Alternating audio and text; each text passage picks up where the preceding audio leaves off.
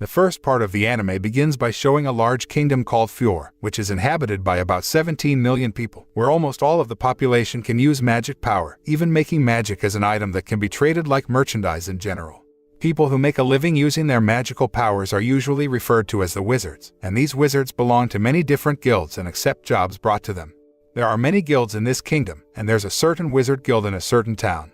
A guild from which countless legends were once born. Its name is Fairy Tale. The scene then switches and shows a young man named Natsu Dragneel who has just arrived in a port city called Hargian. Natsu, who took the train to reach the city, seemed to have motion sickness, so he continued to feel nauseous and his body became weak. On his journey, Natsu is always accompanied by Happy, a cat who can talk. On the other side of town, a girl named Lucy Heartfilia is visiting a magic shop, where she becomes very surprised that it is the only magic shop in Hargian City. The shop owner said that most of the residents of Hargian City made a living by catching fish, and they very rarely used magic power in their daily life. Lucy then asks about the powerful geikis she was looking for, and the owner offers the white doggy geikis for 20,000 jewels to her. Because the price is quite expensive, Lucy also tries to use her feminine charm to seduce the shop owner to sell the geikis at a lower price. However, the shop owner only reduces the price by 1,000 jewels, so she became very irritated. Lucy, who was grumbling along the way, suddenly stops in her tracks when she sees people crowding somewhere and hears about a great magician named Salamander who happened to be in the city. Lucy seemed to know Salamander, who was said to have fire magic that couldn't be bought in any magic shop. And because she had great admiration for the mages who possessed fire magic, which was said to be very rare, Lucy rushed into the crowd to see Salamander in person. Elsewhere, Natsu asks Happy to double-check that the salamander they're looking for is Igneal. Happy says that Igneal is the only fire dragon he knows, and believes that Salamander is the fire dragon they are looking for. Not long after, Natsu and Happy see a crowd of people shouting Salamander's name, so they rush over there.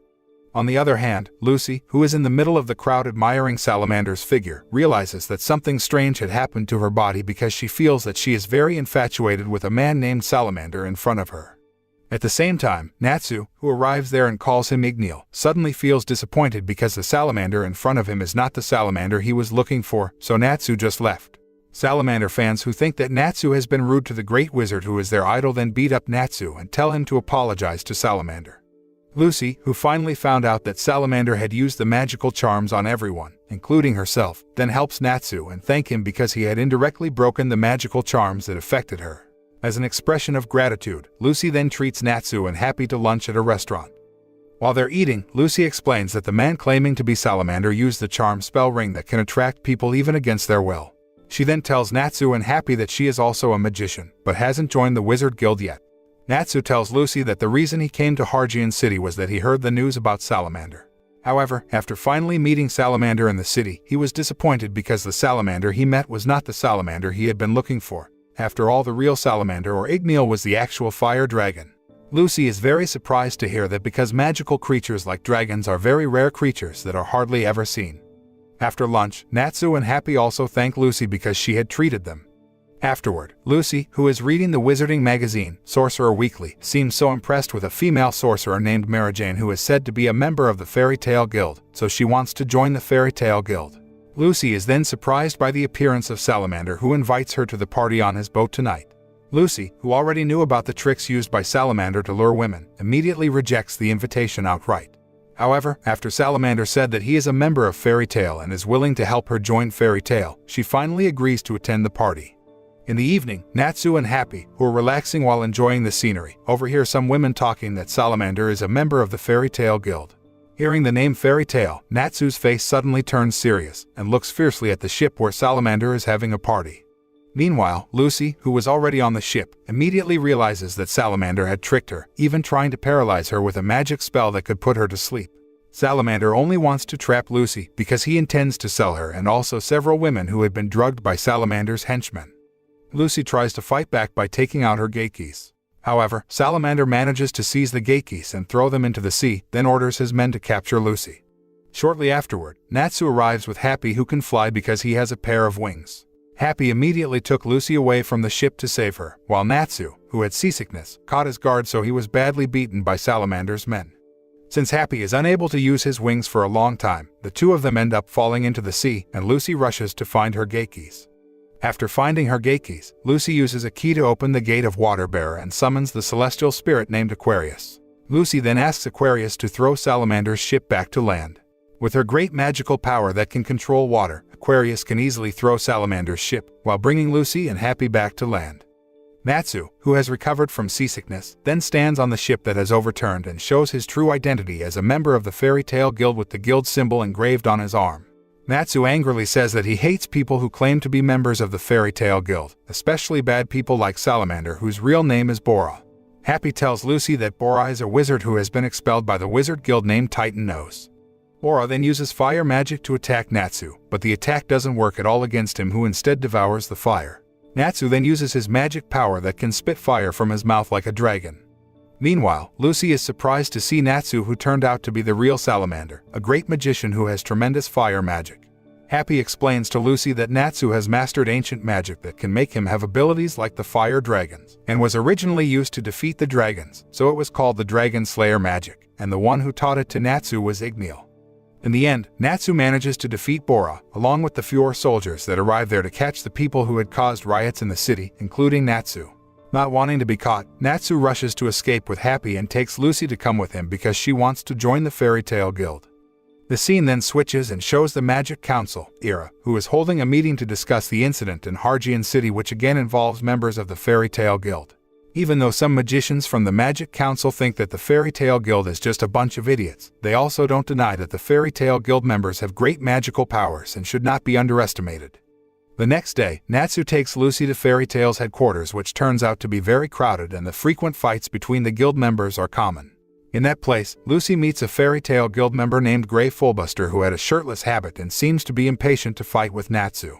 Besides Gray, Lucy also meets a beautiful woman named Kana Alberona, who is the Fairy Tale's heaviest drinker. Lucy is very surprised to see Kana's habit of drinking alcohol straight from a barrel. After that, Lucy is surprised by the appearance of Elfman, a muscle-brain wizard who solves everything with his fists. However, when Elfman is about to break up Natsu and Gray's fight, he is overthrown by the two of them first. Lucy then meets a young man named Loki, one of the top ranked on the most desired wizard bachelor list. However, because Loki's attitude was very strange, and he was also known to be a playboy, she immediately becomes annoyed with him. Lucy thinks that everyone in Fairy Tale is very strange and abnormal until she finally meets Mirajane, a female sorcerer whose picture is posted in the Wizarding magazine, who turns out to be working at Fairy Tale as a waitress. Mirajane greets Lucy warmly and says that fighting is normal in Fairy Tale. The fight finally stopped after a giant black shadow that resembles a human appears and orders everyone to stop fighting. The figure is none other than Makarov, the master of the Fairy Tale Guild, who turns out to have the true form of an old man with a dwarf body, who greets Lucy politely. Makarov then speaks in front of the Fairy Tale Guild members while showing the pile of documents he had received from the Magic Council, all of which contained complaints that the Fairy Tale Guild members caused damage every time they fought. Makarov looks angry at first, but he paid no heed to the warning from the Magic Council, which he thought was just a bunch of idiots. Makarov then delivers a very encouraging speech for the magicians in the Fairy Tale Guild, so that they follow their hearts and act without thinking about what other people say, who only want to limit their ability to be stronger in the future. After hearing the master's speech, everyone cheered with joy, and the situation calmed down again. Lucy is very happy after getting a tattoo, which is a sign that she is now an official member of the Fairy Tale Guild. On the other hand, Natsu is seen observing some of the requests posted on the request board and decides to take a job that pays quite a lot. At the same time, a boy named Romeo enters Fairy Tale's headquarters and asks Makarov about the whereabouts of his father, who hasn't returned. Romeo's father turned out to be a wizard from the Fairy Tale Guild named Makao, who did a job on Mount Hakobe a week ago and hasn't returned until now. Because Mount Hakobe is not too far from that place, Romeo asks Makarov and the other magicians to find his father's whereabouts. Hearing this, Makarov becomes irritated and tells Romeo to go home and wait for his father at home. But then, Natsu decides to help Romeo find his father and goes to Mount Hakobe to find out where Makao is. Lucy looks surprised by Natsu's attitude, but Makarov chooses to let Natsu do whatever he wants. Mirajane then tells Lucy that Natsu might see a part of his past self in Romeo, so he decides to help Romeo. Furthermore, Mirajane reveals that Natsu had also been abandoned by his father, who left and never returned. Even though it was only his adoptive father, Natsu felt so lost that he continued to search for his whereabouts to this day. Natsu's adoptive father is none other than Dragneel, the fire dragon who found and took care of Natsu as a child and taught him many things, including magic. After learning a little about Natsu's past, Lucy decides to accompany Natsu on his mission to find Romeo's father. They began their journey by riding a horse-drawn carriage that took them to Mount Hakobe. Because the coachman refuses to continue their journey in the middle of a blizzard, Natsu, Lucy, and Happy are forced to continue their journey on foot. Because the weather is very cold, Lucy then uses her gate keys to summon a clock large enough so she can enter it to dispel the cold air that can freeze her body.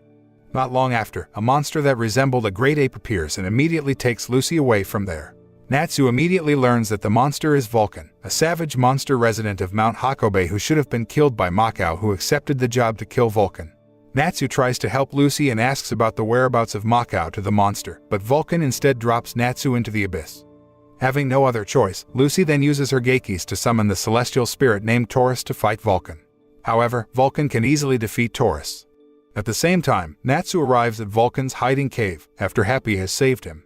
Natsu then gets into a fierce battle with Vulcan until he finally manages to defeat Vulcan. But then, Vulcan suddenly turned into Makao. Upon seeing that, Happy explains to Natsu and Lucy that Vulcan has used a magic spell to take over Makao's body. Vulcan turns out to be a monster that lives by stealing someone's body and taking over that person's body. Judging from the number of injuries Makao had sustained, Happy estimates that Makao had fought quite fiercely with Vulcan before the monster took over his body. When he finally came to his senses, Makao reveals that he had defeated 19 Vulcans, but that the only Vulcan left had taken over his body. Natsu says that Makao is great for defeating the 19 monsters alone and then invites him to go home and meet Romeo. They finally go home, and Romeo looks so happy because he can finally meet his father again. Makao then apologizes to Romeo for making him so worried. After that, Romeo also thanked Natsu, Lucy, and Happy because they had saved his father. A few days later, Lucy, who is now a member of the Fairy Tale Guild, decides to move to the city of Magnolia, which is the location of Fairy Tale's headquarters. In that city, Lucy rented a fairly large house for 70,000 jewels and seemed satisfied with all the facilities and goods in the house. One day, Lucy, who had just finished taking a shower, was surprised by the appearance of Natsu and Happy at her house. Natsu looks curious about the new house occupied by Lucy, as well as some of her belongings, including a stack of documents that seem very important and confidential, because Lucy immediately took them from Natsu before he could read them. After that, Happy asks about the gate keys owned by Lucy. She explains about the silver keys which she usually buys from the magic shop because these keys are indeed traded. However, it is different from the golden keys, which are very rare because they can be used to summon the celestial spirits of the 12 zodiacs. For now, Lucy only has 3 golden keys: Aquarius, Taurus, and Cancer. Because they're talking about the gate keys, Lucy remembers that she had not made a contract with the white dog keys that she bought in Hargian City. Therefore, she then summons the spirit of the key, which was in the form of an adorable little creature which is later named Plu. After that, Natsu tells his purpose in coming to Lucy's house, that he wants to invite Lucy to join his team. Although all Fairy Tale Guild members are their comrades, they usually form small groups to cooperate in carrying out a mission or doing certain jobs. Without thinking, Lucy immediately agrees to Natsu's request to join his team. Natsu then tells Lucy that he has chosen a job from the request board, and then shows it to her. They would do a job in the city of Shiratsume in exchange for 200,000 jewels. However, after reading the details of the job, Lucy is surprised because the job involved a perverted man named Duke Everloo who was looking for a blonde maid. Natsu actually from the beginning had planned to convince Lucy to join his team because she has naturally blonde hair, so it would be easier for Lucy to infiltrate Duke Everloo's residence to destroy a book, according to the request written on the sheet. Meanwhile, at the Fairy Tale Guild headquarters, Makarov informs the guild members that the job taken by Natsu and Lucy does not seem as easy as imagined, because the reward for the job has been increased to 2 million jewels. Meanwhile, Lucy, who was already on her way to Shiratsume City by riding a horse carriage, then asks Natsu about the reason he recruited her into his team. Natsu openly says that Lucy is a good person, although she's a bit freaky. Arriving in the town of Shiratsume, Lucy rushes to the clothing store to buy a maid uniform to make her disguise perfect. After that, Natsu and his companions go to the house of a man named Kabi Melon who is a client who hired them. Kabi tells them that the reward for the work has been increased to 2 million jewels and asks them to destroy the book known to be called Daybreak. Lucy immediately started the plan by visiting Duke Everloo's residence to apply for a job as a maid. Surprisingly, the Duke rejects her because he thinks she is not pretty enough to be his servant. Because Lucy's plan has failed, they are finally forced to sneak into the Duke's house to find the whereabouts of the book. But their actions were caught by the Duke's maids who immediately launched an attack on them. However, Natsu manages to defeat all the servants, and they continue their search until they finally arrive at a library. Not long after, Natsu finally found the Daybreak book they were looking for. However, when Natsu was about to burn it, Lucy immediately stops him because the book was written by Kemuza Leon, a magician who is also a famous author. Because Lucy is a big fan of Kemuza Leon's works, she tries to persuade Natsu not to burn it. But then, Duke Everloo emerges from the ground and catches Natsu and his companions who stole his book. Despite calling Daybreak an ugly and worthless book, the Duke refused to give it to Lucy or anyone else, because what had been his would remain his. Duke Everloo then summons the Vanished Brothers from the Southern Wolves Guild and orders them to kill Natsu and his companions. At the same time, Lucy, who reads the contents of the book, seems to have found something important, so she asked Natsu to fight them alone, while she would examine the contents of the book, and hurriedly left the place. Natsu is immediately involved in a fierce battle against the Vanished Brothers, which is quite difficult for him, although in the end, he manages to defeat the Vanished Brothers quite easily. On the other hand, Lucy, who reads the book Daybreak using magic glasses so that she can read and understand the contents of a book in a short time, finally found the secret hidden in the book. However, Duke Everloo appears behind her and grabs Lucy's arm, forcing her to reveal the secret of the book. Lucy refuses to tell the secret to the Duke, who she thinks is a literary criminal for forcing Kemuza Leon to write a book that makes Duke Everloo as the main character. Not long after, Happy arrives and immediately rescues Lucy from Duke Everloo's clutches, so that now things had turned around. Lucy and Happy were surprised by Duke Everloo, who turned out to be a magician, and launches an attack on Lucy while urging her to reveal the book's secret. But she persists in defending the book and calls the Duke a cruel person. Lucy even finds out that Duke Everloo has imprisoned Kemuza Leon for 3 years, and threatened his family just because he was obsessed with bringing down Kemuza Leon's pride. Lucy found out all these things after reading Daybreak with a special spell, because Kemuza Leon used a certain spell to prevent Duke Everloo from knowing the secrets hidden in the book. Presuming that Kemuza Leon had found out about the dirty business he was running and had written it down in the book Daybreak, Duke Everloo suddenly became so anxious that he tries to snatch the book from Lucy. But she takes out one of her golden keys to summon the celestial spirit named Cancer. Not wanting his fraud to be exposed, Duke Everloo then uses his magic power to summon the celestial spirit named Virgo, who turns out to be one of his maidservants. Lucy and Happy look surprised because they had no idea that the Duke is a celestial wizard, like Lucy. However, what surprised them the most is the presence of Natsu, who is holding on to Virgo. Natsu says that he initially wants to find Lucy and Happy, but because Virgo is acting weird, he follows her and has miraculously come to that place with Virgo. Lucy immediately orders Natsu to attack Virgo, and a fierce battle ensued between them. Natsu then uses the dragon's fire burst technique to defeat Virgo, but the attack instead created such a powerful explosion that it toppled Duke Everloo's residence in an instant. Luckily, Natsu, Lucy, and Happy managed to get out of the place before being hit by the rubble. After that, Natsu and his companions meet their client, where Lucy then hands the book to Kabi and asks Kabi to destroy the book himself. Surprisingly, Kabi turns out to be the son of Kemuza Leon, so he can't destroy Daybreak, which was his father's last work before he died a few years ago. The scene then switches to the past and shows Kemuza Leon, who finally returns home after being imprisoned for 3 years and being forced to write a book about a bad person like Duke Everloo, which greatly tarnishes Kemuza Leon's reputation and self-esteem as a famous writer who only writes about great heroes and wizards. Kabi told that his father decided to end his career as a writer after cutting his hand until he finally died. Even though he knows his father's suffering while being held captive by the Duke, Kabi is so angry that his father prefers to finish the book and receive payments from the Duke, so Kabi hates his father. However, over time, the hatred in Kabi's heart turned into the biggest regret of his life. Therefore, Kabi also intends to make amends and save his father's pride by destroying the book. Upon hearing that, Natsu tries to stop Kabi from destroying his father's book, but Lucy stops him and leaves Kabi to decide for himself whether to destroy the book or keep it. Kabi still intends to destroy the book. But then, something strange happened when the book suddenly lit up. Lucy reveals that Kemuza Leon, whose real name is Zekua Melon, has used a special spell when writing Daybreak, so the book magically changed its title to Dear Kabi, and the entire contents changed and told about his beloved son, Kabi. Lucy also told Kabi that the reason Kemu decided to stop writing was that he had written Dear Kabi, which is his best work. Knowing this, Kabi decides to keep the book and makes the book his most precious thing. Because they did not succeed in completing the mission, Natsu chose to leave and did not take the reward promised by Kabi. Natsu knows from the start that Kabi is not a rich man and only pretends to be rich, so the magicians are willing to help him. Natsu was able to know this because he had a very sharp sense of smell, so he could distinguish the smell of Kabi and his wife, which was very different from the smell in the luxurious house. Long story short, Natsu and his companions then decide to take a shortcut to return to Magnolia City without having to ride a horse carriage. On the way, they accidentally met Gray, who also took the shortcut after finishing his work in another city. Gray tells Lucy that the shortcut is the fastest route to Magnolia City. While they're resting, suddenly an explosion occurs and traps them in the dune. Afterward, Natsu immediately realizes that Happy had disappeared. Happy had been captured and was about to be eaten for lunch by a group of magicians who had attacked them.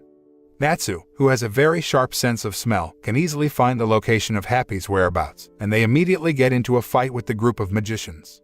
Natsu and Gray can easily defeat the magicians and tie them to a big tree. Lucy hears one of them say about lullaby.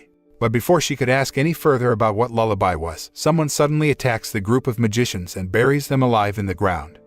At the same time, a young woman with red hair and wearing armor, who was carrying a giant monster horn, is about to head to the Fairy Tale Guild headquarters in Magnolia City.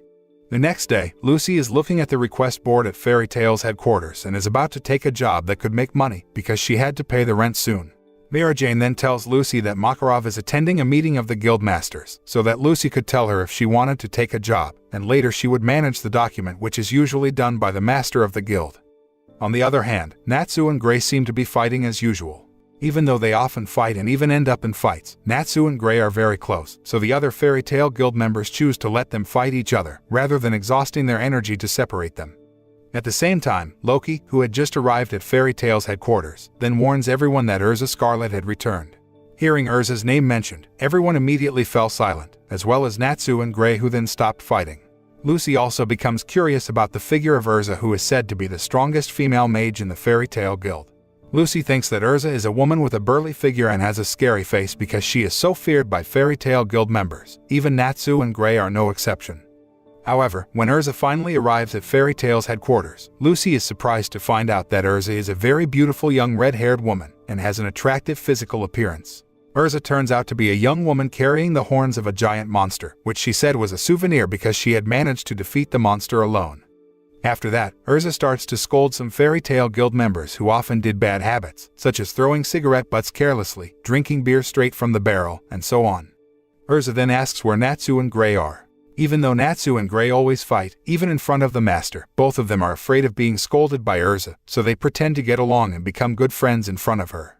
Natsu once challenged Erza when he joined the Fairy Tale Guild for the first time, but she can easily defeat him, so he becomes reluctant toward the witch.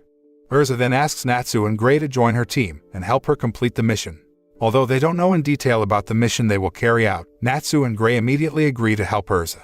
Seeing Erza, Natsu, and Gray who are in the same team to carry out a mission, Mira Jane also thinks that the three of them are the strongest team owned by Fairy Tale. Long story short, they started their journey by train. Lucy was asked by Mira Jane to accompany Team Erza on the mission, where she would be tasked with supervising Natsu, and Gray would always fight if Erza didn't watch over them. Because Natsu always feels nauseous and dizzy when riding a vehicle, Erza then tells him to sit next to her and makes him unconscious. Erza then tells Gray and Lucy that their mission is to prevent the members of the Dark Guild Eisenwald who intend to cause chaos by using a magical item called Lullaby. Meanwhile, elsewhere, members of the Dark Guild Eisenwald, led by a man named Aragorn, intend to steal Lullaby and carry out their plan.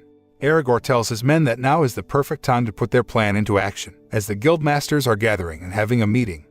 Switch back to Erza and her comrades, where Gray and Lucy then tell Erza that they have met a group of mages who mentioned Lullaby. However, before they inquired further about the lullaby they were referring to, someone deliberately attacked the group of mages and buried them alive. Erza also explains that Eisenwald is a very cruel dark guild, because they only accept jobs related to murder, even though the Magic Council has prohibited missions related to taking other people's lives or causing harm to others. Therefore, Eisenwald was officially kicked out of the Wizard League.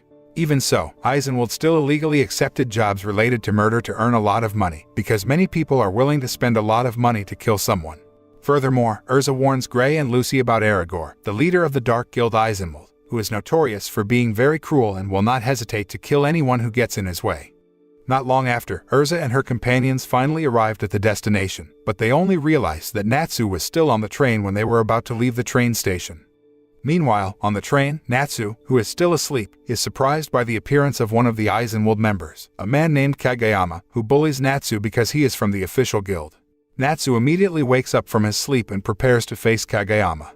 At the same time, Erza pulls the emergency brake lever to stop the oncoming train. Because the train stopped suddenly, Kageyama accidentally dropped a flute skull shaped with 3 eyes, and Natsu had a chance to see it before they got into a fierce fight, while Erza rushes after Natsu by driving a car powered by her magical power. In the end, Kageyama chose to run away just before Erza arrived at the place. When finally reunites with his friends, Natsu tells them that he had fought with one of the Dark Guild members Eisenwald who had kidnapped Happy. Natsu also tells about the three-eyed skull flute dropped by Kageyama in the middle of their fight. Upon hearing that, Erza becomes annoyed with Natsu and slaps him for letting Kageyama escape because he is a member of the Eisenwald Guild, which was the target of their mission this time. However, Natsu defends himself by saying that he didn't know about their mission at all because Erza knocked him out during the trip. After hearing Natsu's explanation, Lucy was reminded of the explanation of lullaby that she read in a magic book some time ago. She then explains that lullaby is a tool for murder by the curse, which means that it curses the target and causes them to die. Lullaby is capable of producing an enchanted, genocidal song that sucks out the souls of anyone who hears its tune except for the caster. Knowing that Eisenwald would soon carry out their plan, Erza and her companions rush to follow the Eisenwald Guild members to Ashibana Station, before they use lullaby to kill many people. Meanwhile, in the town of Clover, Makarov is seen chatting with other guild masters at a meeting. Shortly afterward, Makarov received a message sent by Mirajane, informing him about Erza, Natsu, and Gray, who had formed a team to carry out a mission. Instead of feeling happy or proud, Makarov looks very shocked and worried because if Erza forms a team with Natsu and Gray, then it is certain that they will create a big mess, which can destroy a city. While Erza and her companions chase the guild members Eisenwald, Kageyama finally arrives at Kunugi Station and hands lullaby to Aragorn, who was waiting for him there. However, Aragorn later gets furious with Kageyama for having someone else see the flute, so he cuts a few of his ears with his scythe as a punishment. Erza and her companions finally arrive at Ashibana Station, which had been closed due to the reason that a train derailed, making it difficult for other trains to enter the station. However, Erza doesn't necessarily believe that, because she already knew that the Eisenwald Guild members had taken over Ashibana Station to carry out their plans. Erza and Gray rushed into the station, while Lucy had to carry Natsu, who was still weak from sickness, while riding in the car driven by Erza. Inside the station, they see several royal soldiers who had been massacred by the members of the Eisenwald Guild, and when they went deeper, they finally came face to face with the members of the Eisenwald Guild. Erza asks what Aragorn is planning to do, with Aragorn replying that he plans to use the broadcasting system of the station to play the lullaby's melody throughout the town. Aragorn claims that those people who will die are simply being punished for their sin of not knowing that some have been revoked of the rights they revel in. After that, Kageyama also tried to attack Lucy, but Natsu, who had fully recovered, finally got up and managed to fend off Kageyama's attack. Aragorn turns out to have other plans with lullaby, and orders Kageyama and the Eisenwald Guild members to fight Erza and her comrades. Seeing Aragorn running away from that place, Erza immediately ordered Natsu and Gray to go after Aragorn, while she would stay there with Lucy to face the other Eisenwald Guild members. Erza and Lucy engage the lesser members of Eisenwald, with Erza displaying her mastery at Requip. Erza later shows off the true abilities of her unique magic, the Knight, by being able to quickly change into different weapons and armor, and simultaneously use them against the Eisenwald mages. Lucy helps her out by summoning the giant crab, Cancer, to battle, hoping to leave a good impression on Erza. They manage to take out almost all the remaining members in an instant. Meanwhile, Natsu and Gray continue their search. However, the two grumble about it being impossible to work together and decide to part ways when they reach a split path. Gray searches for the broadcasting room, only to find no one there. As he looks around, however, one of the Eisenwald mages, Rayul, attacks him, but Gray manages to evade the attack. Back at the station, Erza goes out to the balcony to confront the growing crowd, so she yells for them to leave, revealing Eisenwald's true motives. Upon hearing the news, the crowd immediately disperses. Soon after that, a very strong wind starts blowing all around the station. During the fight, Rayul destroys the broadcasting equipment, much to Gray's confusion. Rayul then reveals that they never intended to play the lullaby at the station in the first place, as they simply used it as a trap for them. He adds that Aragorn's wind wall has probably been already set up, preventing them from leaving the station. Rayul continues to attack Gray while gloating that they'll kill the guildmasters who are at Clover Town, where Aragorn's heading. However, this only proves to anger Gray, who promptly grabs Rayul's face and freezes it, vowing that they'll stop them and make them regret trying to mess with the guildmasters. After defeating Rayul, Gray rushed to Erza and told her about Aragorn's real plan, which turned out to be using lullaby to kill the guildmasters who were having a meeting in the town of Clover. However, even though they knew about Aragorn's real plans, Erza and her comrades were unable to leave Ashibana Station to stop Aragorn because Aragorn's wind wall had locked them up. Erza then tells Gray that they must find Kageyama, who is the only Eisenwald wizard who can eliminate Aragorn's wind wall. Meanwhile, Natsu continues to rampage around the station and look for Aragorn until he gets ambushed by Kageyama and his shadow magic. The two have a brief fight, with Natsu overpowering Kageyama and defeating him. The noise of their fight attracts the others to their location. Upon seeing Kageyama, Erza points her sword at him and demands him to dispel the wind barrier. As Kageyama is about to surrender, he gets stabbed from behind by his fellow guild member, Karaka. Angered at his lack of respect for his fellow members, Natsu quickly takes Karaka out, while Gray and Erza try to heal Kageyama. They manage to patch his wounds, but the attack leaves Kageyama unconscious. Erza and her comrades head back to the lobby of the station where Natsu tries to get through the wind wall but fails. Natsu then remembers what happened at Everlu's mansion when he was able to teleport to another location by passing through the celestial spirit world. Lucy tells him that it's impossible as there are no celestial spirits outside the wind barrier for that plan to happen. Happy then suddenly remembers what he wanted to tell Lucy earlier, revealing the Virgo's gate key to her. At first, Lucy thinks Happy stole it, but he tells her Virgo herself wanted Lucy to have it since Duke Everlu was arrested after the Daybreak incident. When Lucy puts down the offer, Happy tells her that he thought Virgo's diver magic could help them get out of the barrier because she could dig a hole underground for them to escape. Lucy quickly accepts the key and summons Virgo, who has now changed into a more petite and feminine form. Lucy tells Virgo to forget the contract for the moment and use her magic to create an escape route for them. Virgo quickly obliges, creating a path for the fairy tale mages. Natsu also brings along wounded Kageyama, stating he wouldn't feel right if he died after fighting him. Soon after, the team gets outside of the wind barrier but is still miles away from Erigor. Erza then soon realizes that both Natsu and Happy are no longer with them.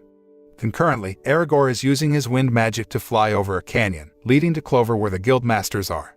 Just as he sees the town on the horizon, Natsu, flying with Happy's help, slams into him with a kick and knocks him onto the railroad bridge below. Erigor recovers and the two mages prepare for a battle. At the same time, Erza and her comrades once again use the magic four-wheeler to cross the bridge and bring Kageyama along. When Kageyama asks why they saved him, Gray tells him that life and death aren't always the usual outcomes and that Kageyama as well as the other Eisenwald members should live their lives more positively. The vehicle then nearly swerves off the road due to Erza's low stamina, used up from previous events. She prays for Natsu's success in stopping Erigor. Meanwhile, Natsu and Erigor begin their fight. Erigor knocks Natsu off the bridge with his wind magic, but Natsu manages to change the properties of his flames so they can help him pull himself back onto the bridge. Natsu then rams into Erigor and kicks him before Erigor takes the fight to the air and attempts to hit Natsu with multiple attacks. However, when Natsu manages to block and overpower most of Erigor's follow-up attacks, Erigor activates his wind magic, rendering all of Natsu's flame attacks useless, and Natsu is easily knocked down by Erigor. While Natsu envelops himself in flames and is frustrated with not being able to get close to Erigor, Happy then purposely taunts Natsu, telling him he can't win against Erigor and that he should leave it to Gray. This comment angers Natsu even more, so he increases his flames, nullifying Erigor's wind magic. Being vulnerable now, Natsu slams into Erigor with his fire dragon magic and successfully defeats the Eisenwald leader. The rest of the team soon arrives to see the aftermath of the battle. Kageyama is shocked that their leader has been defeated. Natsu and Gray quarrel a bit on the wind while Erza congratulates Natsu for saving the guild masters. Just as everything seems well, Kageyama suddenly steals the magic four-wheeler and also the lullaby flute and dashes onward to Clover. Nevertheless, fairy tale mages quickly move out to follow him. Night soon falls, and by the time Kageyama reaches Clover, he finds that their meeting is still going and proceeds to play the flute. Before he can do such a thing, though, Makarov interrupts him as he is leaving the meeting. Realizing that Makarov is the fairy tale's master guild, Kageyama asks Makarov if he'd like to hear him play a song on his flute. Makarov is initially suspicious but agrees to do so. Kageyama grins, thinking that he wins, but then after he remembers the words of Team Natsu through the whole ordeal, he finds himself becoming increasingly hesitant. Team Natsu soon arrives and is about to intervene only to be stopped by Master Bob as well as the other guild masters who insist on just watching. Kageyama tries to force himself to play, thinking everything will change once the guild masters are gone. However, Makarov retorts that nothing will change and that they'll still be weaklings. Moreover, Makarov points out the importance of the guilds, places to gain friends that help each other in tough times. Ultimately, Makarov tells Kageyama that one can gain true strength to live strong, by striving and pushing himself every day. These words touch Kageyama, so he drops to his knees, admitting his defeat. The rest of the team comes out and congratulates Makarov, and everything seems to go well once again. However, the flute suddenly comes to life on its own and transforms into its true demonic form. The lullaby proceeds to attack and tries to draw everyone's souls. However, Natsu, Gray, and Erza easily defeat the demon by combining their powers, much to the surprise of the guild masters. Unfortunately, they accidentally end up knocking the lullaby monster onto the meeting site and destroying it in the process. This, of course, angers the other guild masters, so Makarov and Fairy Tale members then make a run for it. A few days later, two mages from the Fairy Tale Guild seem to be looking for Team Natsu and Makarov's whereabouts after they left Clover Town. But the two mages couldn't find their whereabouts at all, so they decided to return to Magnolia and report it to Mirajane. Meanwhile, after escaping from the other guild masters, Happy decides to lead everyone home. However, instead of reaching Magnolia, he leads them to the Web Valley, filled with numerous canyons and earthquakes, so the group becomes lost. Shortly after, everyone starts to feel hungry, but then Happy notices a pack of winged fishes, which are supposed to be a legendary delicacy. Everyone then decides to fish for some, which turns out to be extremely difficult, as they only manage to catch one, which they decide to let Happy have. Happy immediately starts eating it while everyone looks on hungrily. As they continue deeper into the valley, they stumble into a village but find it deserted. Despite the presence of fresh food, Erza tells everyone not to touch it, saying that they should investigate first because the village is suspicious. While Erza and Makarov are investigating, Natsu and the others try to gather some mushrooms. However, when Happy, Gray, and Natsu each start eating them, they grow a mushroom on top of their heads. Back at the village, Erza and Makarov discover seams on the ground and they hear moaning sounds around the village. The mushrooms on Gray's and Natsu's heads soon fall off and the group heads back to the village. They notice the ground light up along with the buildings that are starting to bend. Makarov then tells everyone to head towards higher grounds. As they do, they observe the buildings turn into strange monsters. Makarov then explains that these monsters are the result of the forbidden magic, which turns inanimate objects into living things. Erza assumes that the village must be a Dark Guild's village because of the amount of evil magic tools she found while investigating. They set these facts aside, though, as Makarov emphasizes the fact that the monsters are alive and therefore can be eaten. Everyone except Lucy then attacks them and uses their magic to cook them to their liking. Afterward, everyone, including Lucy, then takes a bite out of the monster. However, they soon find out that the monsters are disgusting to the tongue and cannot be eaten no matter how hungry they are. Moments later, a magic circle appears again and triggers a destructive spell.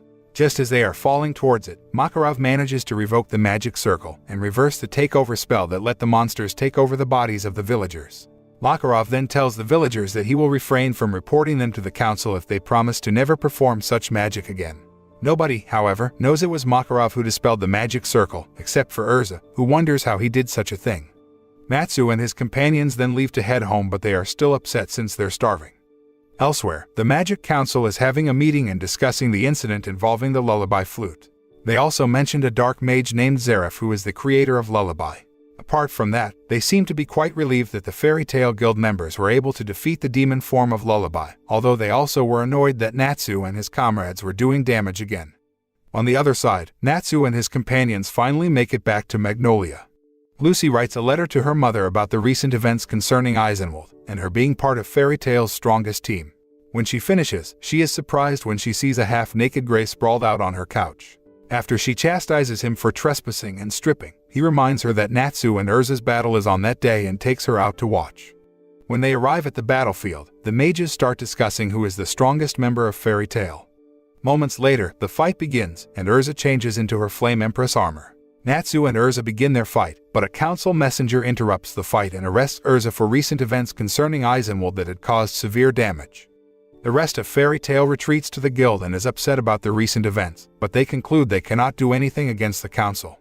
Natsu, having been transformed into a small dragon and trapped inside a glass, insists that they let him out and turn him back to his original form. Mirajane and Makarov don't let him out, for fear that he could cause trouble to the council. After Erza's arrest, the Fairy Tale Guild members also wonder why the Magic Council is only taking action now to punish them, even though the mages of Fairy Tale have often caused more chaos and damage than the incident involving the Dark Guild Eisenwald. Lucy also expressed her opinion that there must be a reason behind Erza's arrest. Meanwhile, at the Fiore branch of the National Council, Erza is greeted by a thought projection of one of the Magic Council members, a young man named Sigrain, just before she enters the courtroom.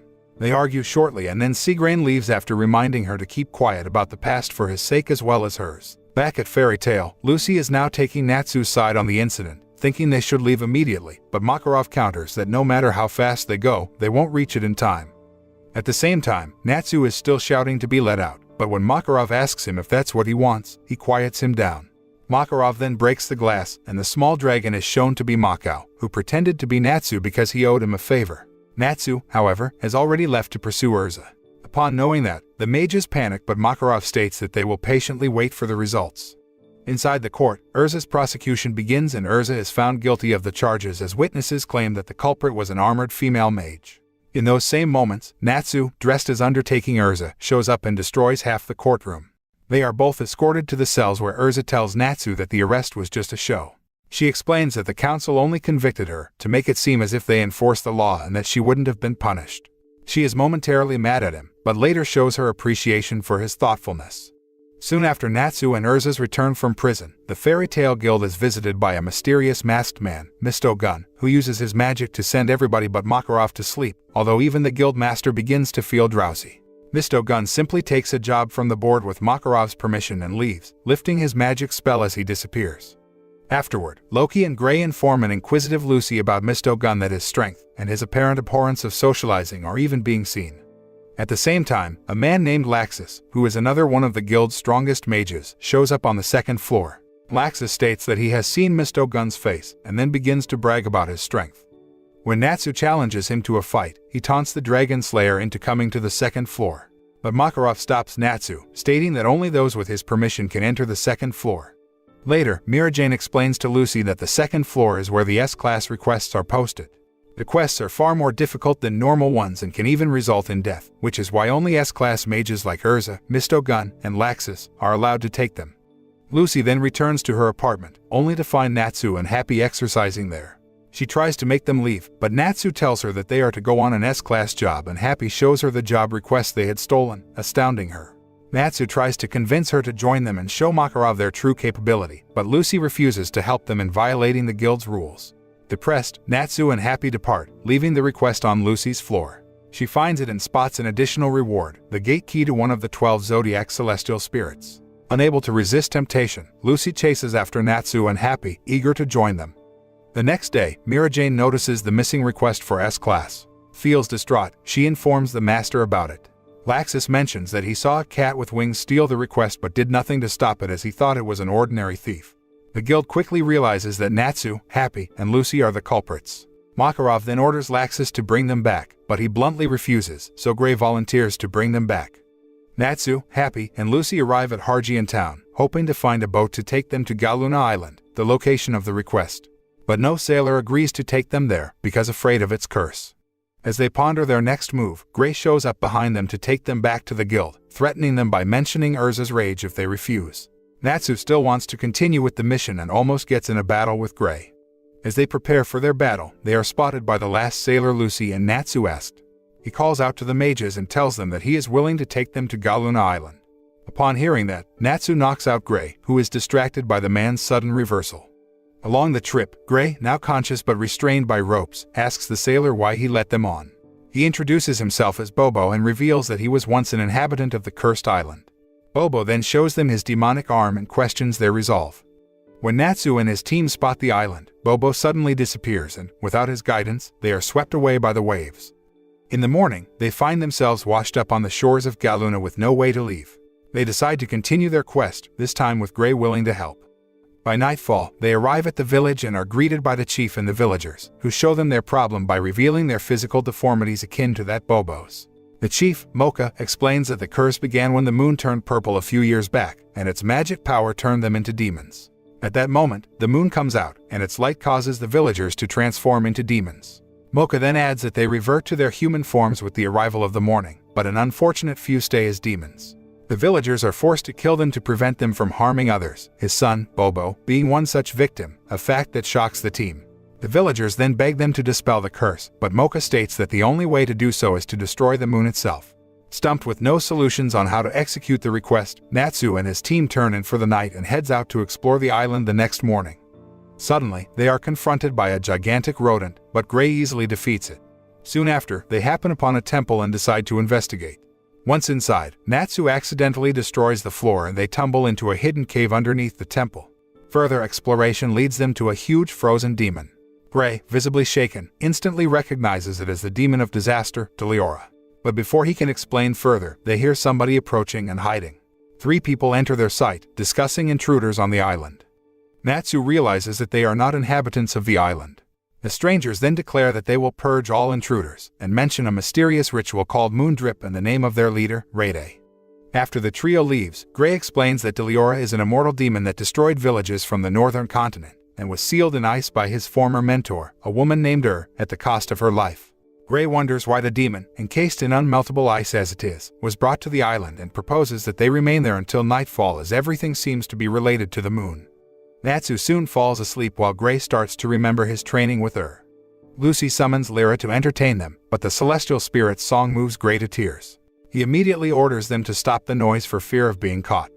As night arrives, they witness purple moonlight striking Deliora and move to search for its source. Atop the ruins, they hide to observe a ritual taking place. Lyra explains that the ritual, Moon Drip, gathers the power of the moon, a power that can dispel any spell including the ice shell. She adds that Moon Drip's mere use on such a scale might be the cause of the island's curse. Their conversation is halted when they spot a masked figure. Revealed to be Rede, he tells his subordinates to destroy the village on the island when he learns of the presence of intruders. Shocked, Natsu and Lucy try to figure out their next move, while Gray seems to recognize the voice of the masked man. Natsu jumps out and challenges Rede's subordinates, but their leader orders them to continue with their task. At that moment, Gray attacks the man with his ice, only to be countered by Rede's ice magic. Gray reveals that he knows Rede, whose real name is Leon. When Leon's subordinates leave, Natsu attempts to stop them but is frozen by Leon. While Happy flies away with Lucy to chase the three, Gray kicks Natsu off the temple to protect him, leaving Gray and Leon to battle alone. Gray immediately berates Erza's senior pupil for trying to mock their master's sacrifice by reviving Deliora, but Leon responds by saying that Gray has no right to say this as he is responsible for her death. Meanwhile, as Natsu storms off towards the village, a pirate ship with Erza on board heads towards the island. She is determined to stop the rule breakers. Gray and Leon begin their battle, but Leon easily dominates with his one-handed dynamic ice make. He mocks Gray's use of both hands while casting his magic and states that, due to Gray's past actions that led to Erza's death, his dream to surpass her one day can now only be realized if he defeats the one thing she couldn't, Deliora. Shocked by Leon's words and overwhelmed with guilt, Gray is easily overpowered by his opponent and defeated. Unsure of the village's whereabouts, Natsu climbs the temple again to get a better view and finds Gray badly injured with no one else around. Natsu carries Gray and sets out for the village now that he knows its location. Meanwhile, Lucy arrives at the village and informs the villagers about everything that has transpired. She then summons Virgo to create a pitfall to capture the enemies. However, Natsu reaches the village before their enemies and is trapped instead, shattering the ice encasing him in the process. As Lucy is shocked to see Gray's injuries, their opponents approach the village by air, riding the giant mouse Angelica, who is carrying a large bucket full of a corrosive substance that they plan to use to destroy the village. When Angelica empties the bucket over the village, Natsu has the residents retreat to the center of the village and then uses his fire dragon's magic to blast the jelly outwards. Although the entire settlement has been melted, everyone is safe in the middle. As the villagers evacuate, one of Leon's subordinates, a young woman named Sherry, rides Angelica, but Lucy manages to jump on and tickles Angelica, causing the three of them to crash. Happy immediately goes after Lucy, while Natsu faces off against Leon's subordinates, Toby and Yuka. At first, Natsu has trouble fighting Yuka, who specializes in neutralizing magic. Finally, he manages to knock out Yuka by delivering a physical punch to his face. He then faces Toby and his paralyzing nails, but easily tricks Toby into paralyzing himself. Meanwhile, Lucy recovers from their earlier forced landing just as Sherry finds her. Sherry immediately attacks Lucy with her doll attack. Lucy counters by summoning Taurus, but Sherry reveals that her magic allows her to control celestial spirits. Taurus turns on Lucy and is about to kill her, but she is successful in performing a forced gate closure magic, astounding her opponent. Lucy then fools Sherry by summoning Plu, who is too weak to harm Lucy when Sherry manipulates the dog. Infuriated, Sherry creates a rock doll, forcing Lucy to flee to the shore. Lucy then summons Aquarius, who is immediately manipulated by Sherry. But Aquarius' attack hits both Lucy and Sherry, as Lucy had known it would. Because of Aquarius' attack, Sherry feels dizzy and is unable to control her doll properly and instead engages in a brawl with an equally dizzy Lucy, who is fortunate enough to win. Before losing consciousness, Sherry calls for Angelica, who prepares to flatten a powerless Lucy. However, she is saved by none other than Erza, who defeats the rat with one slash of her sword. Glad to see her savior, Lucy quickly falls into despair when she realizes that Erza has arrived to bring back the people who went on an S-class mission without permission. Soon after, Happy also finds Lucy and is summarily caught by Erza, who demands to know Natsu's location. Lucy tries to plead with her to allow them to help the islanders, but Erza states that she will immediately take back those who had dared violate their guild's rules. The next day, Gray manages to recuperate. He finds himself bandaged and in a storage part of the village where the villagers moved to after the initial one was destroyed. A female villager directs him to a tent where his friends are. However, upon entering, he finds Erza with a tied-up Lucy and Happy. She explains she was brought up to speed by Lucy and they found the village thanks to Happy. Gray questions where Natsu is but Lucy doesn't know. Erza then declares her intention to find Natsu and leave the island, but Gray protests. When Erza remains indifferent to the trouble the villagers were in, Gray vows he's going to finish the job, even when Erza threatens him and points her sword at him. He told her that he had to help the villagers, and Erza grudgingly consigns to help. Surprised, Gray had stood up to her and frees Lucy and Happy. They are happy to continue the job, though Erza reminds the two they're not off the hook. Meanwhile, Natsu has returned to the temple after having fallen asleep in the woods that night.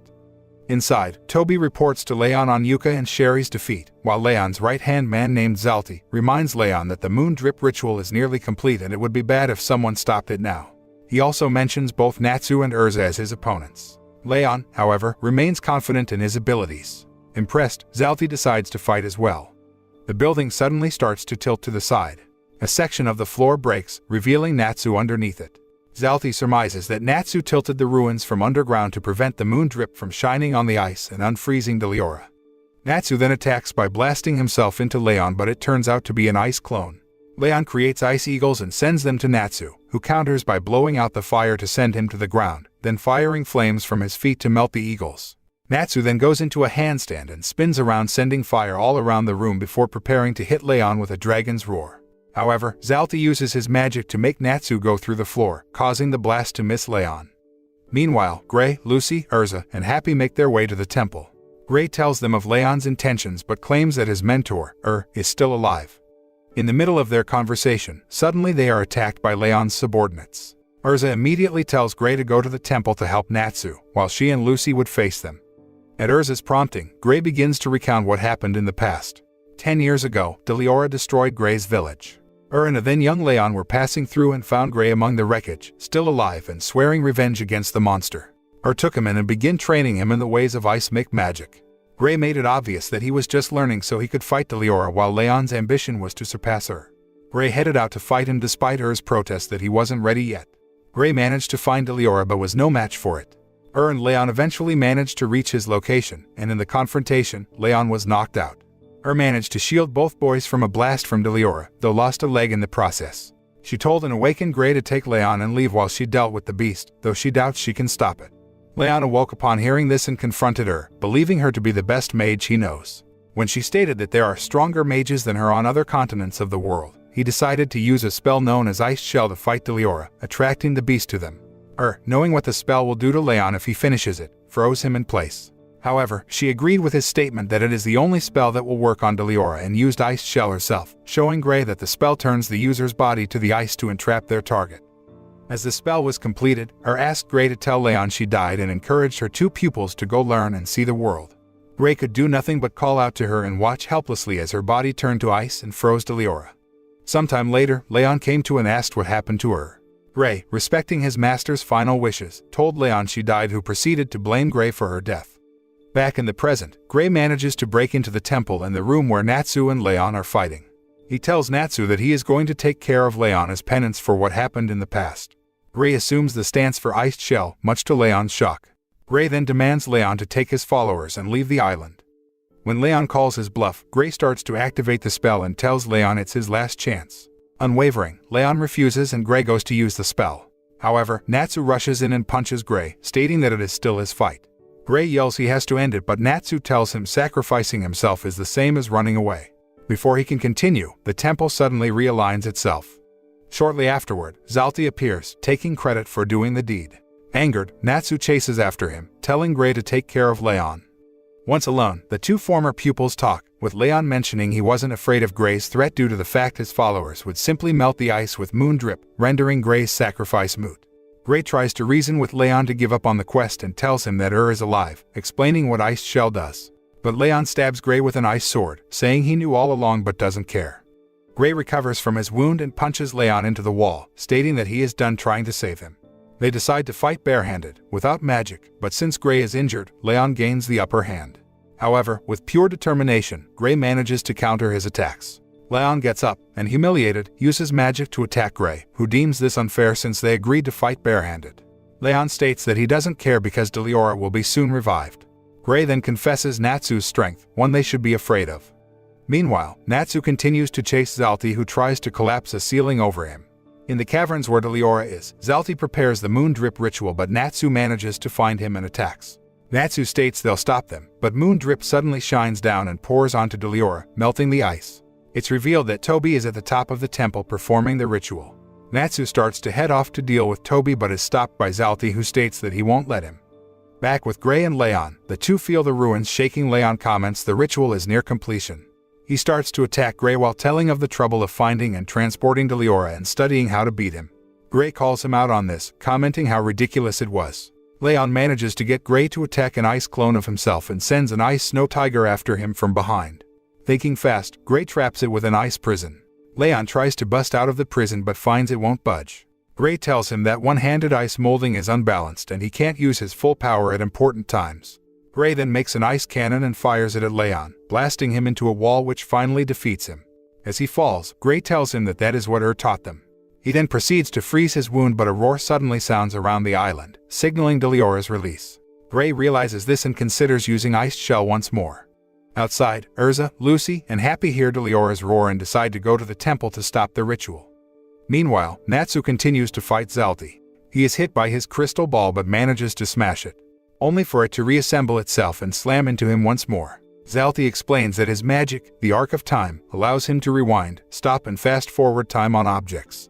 He fast-forwards the ball and hits Natsu multiple times, with Natsu unable to counter. Natsu, suspicious, asks Zalti for his real motives in joining Leon.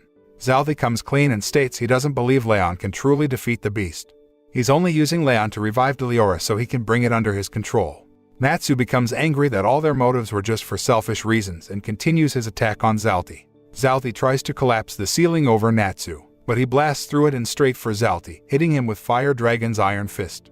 Meanwhile, Erza finds Toby and knocks him away from the ritual site, but it is too late. The ritual is complete and Deliora begins to fully awaken. Gray manages to reach the area in time to witness its revival. Natsu states they have to work together to beat it. Leon, despite being heavily wounded, crawls to the area as well, still stating he is the only one that can beat it. As he gets to his feet, he prepares to combat Deliora, wanting to surpass her. But Gray knocks him out and once more takes the ice shell stance, figuring it's the only way to beat it. Leon threatens to repeat the ritual if he uses the spell. But before anything can be decided, Natsu steps in front of Gray, stating he'll fight it. He tells Gray that he stopped him before because he didn't want him to die.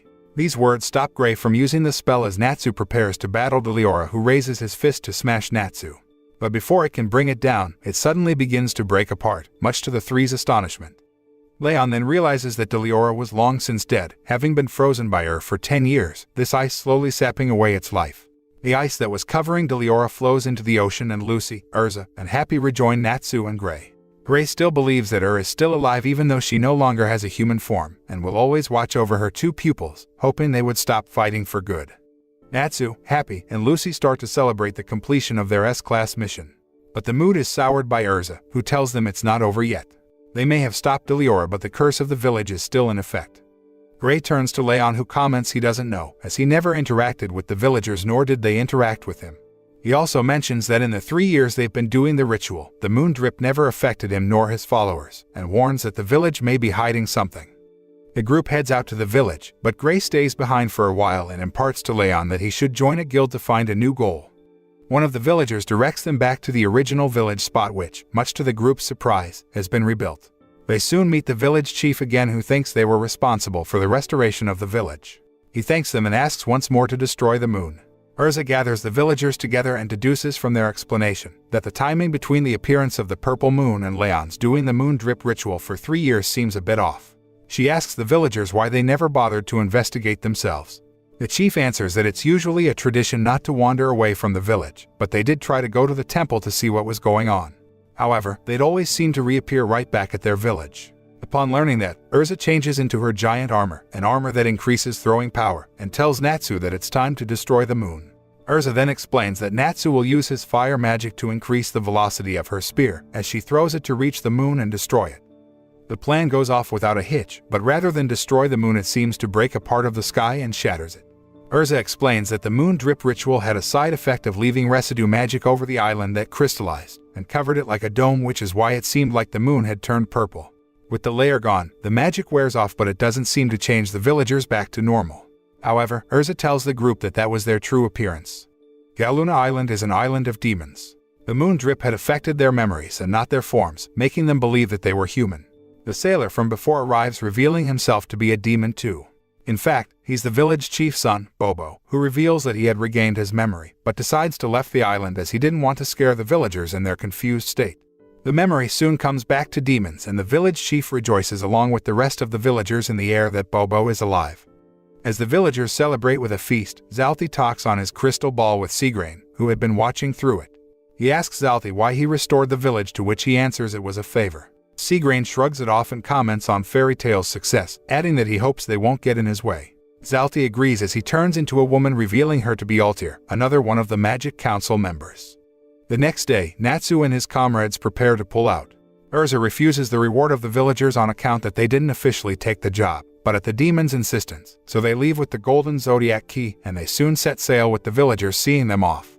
At Era, Altair arrives and meets with Seagrain. They are both disappointed about Deliora's fate, and it's revealed that the daughter thought dead is Altair. She belittles her mother, but they both think highly of her magic. Altair thinks highly of Natsu too, and Seagrain thinks that for his plan to work, he must get stronger, and he will since he is the son of Igneel. Meanwhile, Natsu and his companions arrive back in Magnolia Town. Lucy is glad for her new key, which is revealed to be Sagittarius. Erza shifts the subject to their punishments, which freaks out Natsu, Gray, and Happy, commenting the master will do the punishment to them, much to Lucy's horror. As they continue through town, they notice the townspeople talking about something. They soon find out what when they reach their guild hall, which has been impaled with metal rods.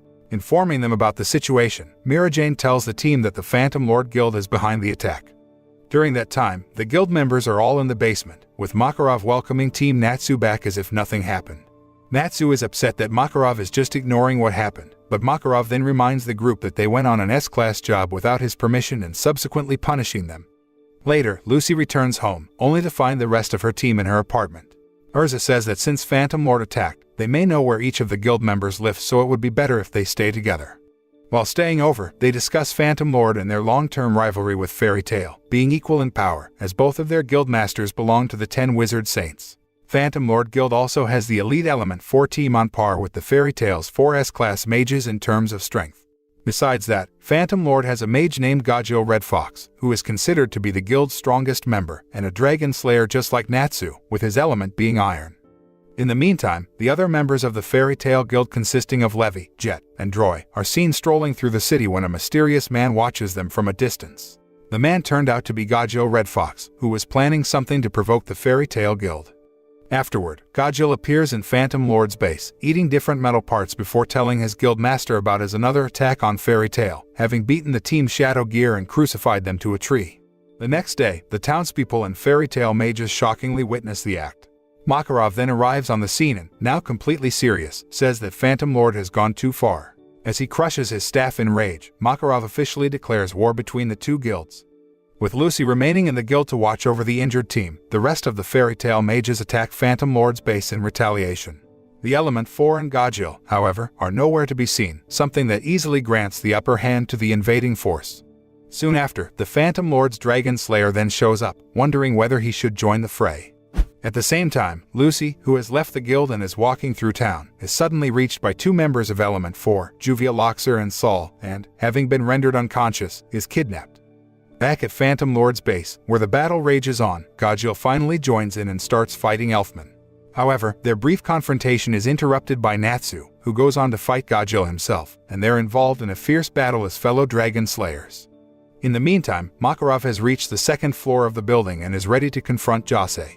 However, Phantom Lord's master is revealed to be using a thought projection, with which he also shows Makarov an unconscious, captured Lucy. Shocked by this, Fairy Tale's guildmaster is caught off guard by Element 4's Arya and his Metsu spell, which deprives him of his magic and heavily damages him, forcing Fairy Tale to retreat, carrying their injured master with them. During that time, Natsu learns that Lucy is held captive in Phantom Lord's headquarters, going there immediately after. At the mentioned location, Lucy, much to her dismay, is told by Jase that she's the main reason for the attack on Fairy Tale, as her kidnapping was ordered by her father, Jude Heartfilia, who wants her back. Having soon kicked Jase in the groin by tricking him, Lucy jumps from the high cell she's held in, knowing that Natsu will save her. This proves to be true as the Fire Dragon Slayer catches her before she hits the ground. The two of them then hurry to Fairy Tale, with an enraged Jase saying that he'll make Lucy pay. Back at the Fairy Tale Guild, everyone is readying for a possible confrontation against Phantom Lord once again. Lucy, seeing herself responsible for what happened, is comforted by her comrades. While looking for help from the guild's S-class mages, Kana is unsuccessful in finding out where Misto Gun is, and Laxus, via a communication lacrima, refuses to help his guildmates out, laughing the matter off. Then all of a sudden, all the quiet ends when Phantom Lord's headquarters are seen moving in the direction of Fairy Tale on large mechanical legs. Once they're near enough, Jase, still enraged, orders the firing of the magical convergent cannon, Jupiter. Erza, using her adamantine armor, manages to stop the blast, but is heavily injured in the process. Afterward, Jase demands Lucy to be handed over, but everyone angrily refuses to give up a comrade, and Phantom Lord's master furiously proceeds by saying that Jupiter will be fired once again in 15 minutes. As Fairy Tale members then start fighting against the shades Jase has just summoned, Natsu, with Happy's help, readies to enter Phantom Lord's headquarters and deactivate Jupiter. Lucy, who would like to fight as well, is put to sleep by Mirajane and is entrusted to Redus, who carries her to the guild's secret hideout. Mirajane, though, having taken on Lucy's appearance, readies to act as a decoy. Meanwhile, as Natsu is unable to destroy Jupiter from the outside, Happy advises him to rather attack from the inside, with the former agreeing to do so, entering the cannon itself. This leads the two of them to the chamber containing a large lacrima that is likely empowering the weapon. However, as he tries to destroy it, he runs into Tadamaru, a member of Element 4, who displays the ability to control all the fire in the area, even Natsu's fire. Their fight rapidly reaches a stalemate since Natsu can eat Tadamaru's flames while his flames can't reach Tadamaru.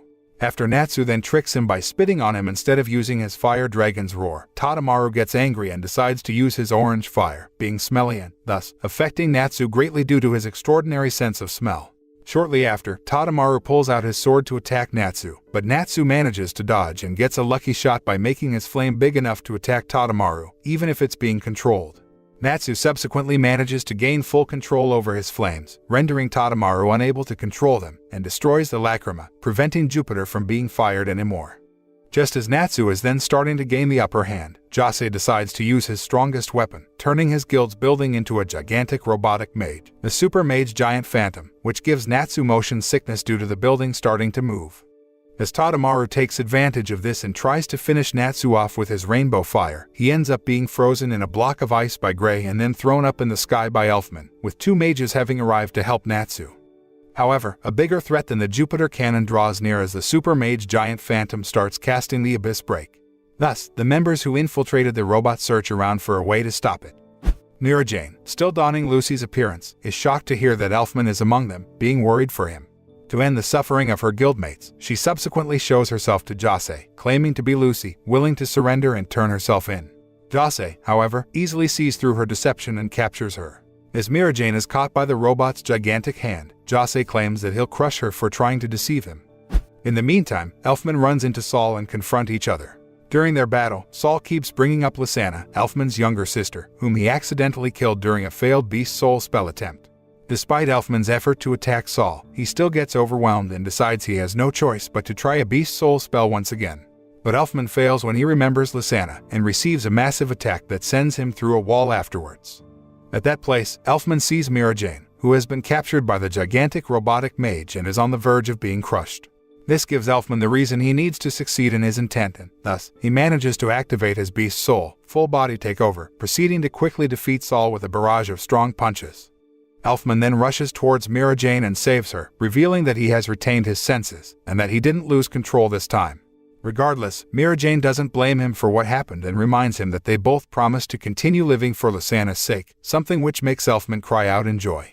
Mirajane then notices that the robot mage is now casting Abyss Break at a slower rate, realizing that the spell is powered by the Element 4, meaning that the spell will be stopped if the remaining members are defeated. While Fairy Tale's members continue to battle, Gray reaches the outside and wonders why is it raining. At that place, he meets Juvia, a member of Element 4 utilizing water. Gray tells her that even if she is a girl, he won't go easy on her. Juvia quickly blushes and tries to walk away saying she has lost, greatly surprising him. Juvia then starts to grow more and more fond of Gray at an impressive rate and decides that she must make Gray hers. Subsequently, she surrounds Gray with her water lock, accidentally opening the wound he got from Leon. As a panicking Juvia tries to release him, Gray frees himself by freezing the water, something which strikes Juvia. Gray, now shirtless, attacks her with his ice-make magic, but is surprised to see that Juvia's body is made of water and capable of reforming. Briefly after, Juvia proceeds to say that he should hand Lucy over, but the latter replies that he won't give up, no matter what, something which makes Juvia mad, prompting her to start seeing Lucy as a love rival. In this state, Juvia moves around fast enough to prevent Gray from casting freely as she even manages to melt his ice shield. With no other choice left, Gray decides to freeze Juvia's own water regardless, and comments that the continuous rain falling on them is depressing. This reminds Juvia of her sad past, when she was always refused and avoided by others because of the rain which has been always surrounding her. Flared up once again, Juvia continues to attack Gray while trying to convince herself that she doesn't need love. Afterward, Gray freezes her water again, additionally freezing the rain itself in the process, ultimately defeating Juvia with his ice geyser. With her defeat, the sky clears, allowing Juvia to see it for the first time, which makes her cry in joy as she states that it's beautiful. Gray then jokingly asks if she wants to continue the battle, but this only makes Juvia faint in a comedic way. With this, the third member of Element 4 is defeated, slowing down the Abyss break even more. Concurrently, Natsu is having difficulty fighting Arya and gets badly beaten by the invisible attacks created by the Arya's airspace magic. Just as Natsu is then about to have his magic drained by Arya's Metsu-like Makarov, Erza arrives just in time to save him and take over the fight. With both of them before him, Arya resorts to use his full power and takes off his blindfold. Now with no more limits on himself, Arya activates his strongest spell, Zero, claimed to be the airspace of death. Arya's easiness to take away human lives enrages Erza, who charges through his spell and slices through it before equipping her Heaven's Wheel armor and defeating him with Blumenblatt. After his defeat, she defiantly claims that there is no way that Makarov could have lost to him. With all of the Element 4 defeated, Abyss Break is stopped and the gigantic robot mage collapses, much to Fairy Tail's enthusiasm. But at the same time, Erza falls to the ground out of exhaustion, with Natsu rushing to her side. Meanwhile, Loki, who realizes that Lucy might be in danger, then rushes to Lucy and Redust's hideout. Arriving there, Loki was surprised by the appearance of Gajil and the Phantom Lord Guild members who had defeated Redust and were about to kidnap Lucy. Loki tries to stop Gajil, but he's easily defeated. After the incident, Redust and Loki feel guilty for not being able to protect Lucy. On the other side, Jase, though, is enraged by the fact that all of the Element 4 are defeated. As he asks for Gajil's whereabouts, his guild's ace appears before him, carrying a beaten Lucy, whom he took away from Fairy Tail's hideout after defeating Redust. A pleased Jase then announces through the loudspeaker that Phantom Lord has succeeded in recapturing Lucy, forcing her to scream in pain as a proof before stating that there's nothing left to do but to eliminate them all. He thus grants a huge boost in power to his shades, which start overwhelming the exhausted Fairy Tail members. Having entrusted the prisoner Lucy to Gajil, Jase readies to personally take care of those who invaded their guild. Inside Phantom Lord's collapsed robot, a downed Erza tells Natsu to save Lucy and the guild and encourages him to use the hidden power inside of him. Upon hearing that, Natsu then rushes to the rescue Lucy. At the same time, Gray, Elfman, and Mira Jane manage to find a worn-out Erza and are glad to see her okay, but then Jase himself arrives and prepares to finish them off. Jase quickly takes out Gray, Elfman, and Mira Jane before proceeding to fight Erza, acknowledging her strength. Meanwhile, Gajil is spending his time throwing knives at Lucy, who is bound to a wall, nearly hitting her a couple of times, much to his comrades' dismay and concern. Lucy then starts lecturing Gajil, defiantly stating that, if something were to happen to her, her comrades would avenge her and make Phantom Lord cower in fear. This prompts Gajil to throw one more knife at her, this time bound to hit her. However, Natsu suddenly shows up, covered in flames, breaking through the wall, saving Lucy and subsequently proceeding to attack Gajil. Two of them then start battling while Happy sets Lucy free of her restraints. Gajil rapidly gains the upper hand due to his Iron Dragon's scales, which drastically increase both his offense and defense. Having exchanged many blows, Natsu's Fire Dragon's roar and Gajil's Iron Dragon's roar then clash. Natsu is injured by Gajil's metal scraps, but, as his opponent mocks him, a cut is shown opening on his iron forehead as well, showing that Natsu did manage to hurt him. The two then ready to fight seriously. As the battle below rages on, Natsu and Gajil appear to be evenly matched, but then Gajil eats some of the metal floor to replenish his stamina and strength before starting to overwhelm Natsu. Lucy, in a desperate effort to get Natsu some fire to consume, summons the only key she has after her kidnapping, Sagittarius, but she's told that he can't produce fire. Gajil then slams Natsu across the wall, throwing him on the ruined hall's edge, where Natsu sees Fairy Tail's building collapse. This makes Natsu reminisce his first days in Fairy Tail, when he got to meet all of his guildmates for the first time and started enjoying his stay. Now on his feet again, Natsu only continues to receive a brutal beating from Gajil. Just as the Iron Dragon Slayer is then about to finish Natsu off, Happy says that Natsu could defeat Gajil if he'd eat some fire to replenish his strength. This makes Sagittarius realize why Lucy asked him if he could produce fire and then states that, while he can't make fire himself, he can help generate some. Standing behind his words, Sagittarius shoots a machine with his arrow and manages to make flames for Natsu. Natsu then rapidly consumes the flames to heal up, thanking Lucy for her helpiously. Dragneel then charges towards him, but Natsu, now being able to fight back, overwhelms him. Having struck him numerous times, he uses his Fire Dragon's Fist to finish Dragneel off and destroy Phantom Lord's building even further. As the building therein collapses, Lucy and Happy escape through the use of Happy's arrow, with Natsu stating that he'll reach them later due to currently being too exhausted to move. At that time, Erza continues her battle with Jase, but is unable to lay a hand on him, getting easily overwhelmed and then captured by his darkness magic. Jase then states that he left Makarov alive just to have him die in total despair later, after which he proceeds to tell Erza the reason behind the attack on Fairy Tail and Lucy's kidnapping. Jase says that, back when guilds were being set up, Phantom Lord was at the top and recognized all over the country, but then Fairy Tail appeared and started to grow, until its name and members were eventually recognized as equal to them. He then says that Lucy's father gave them a job to retrieve his daughter, but he plans to have her family surrender all of their fortune to him before returning Lucy to him. Erza laughs and says that Lucy is a dear comrade to them, and that his plan will never succeed. Just as Jase is then about to crush Erza, she gets saved in time by the appearance of the newly revived Makarov. Fairy Tail's guildmaster then readies to confront his old rival. Meanwhile, at poor Yusika's place, the old healer looks on angrily, saying that Makarov rushed in like a fool and can get killed. Just then, she notices Misto Gun sitting quietly not far from her, who asks her for apples. She then realizes that the reason Makarov managed to heal so quickly was because the mysterious S-class mage gathered his scattered magic power.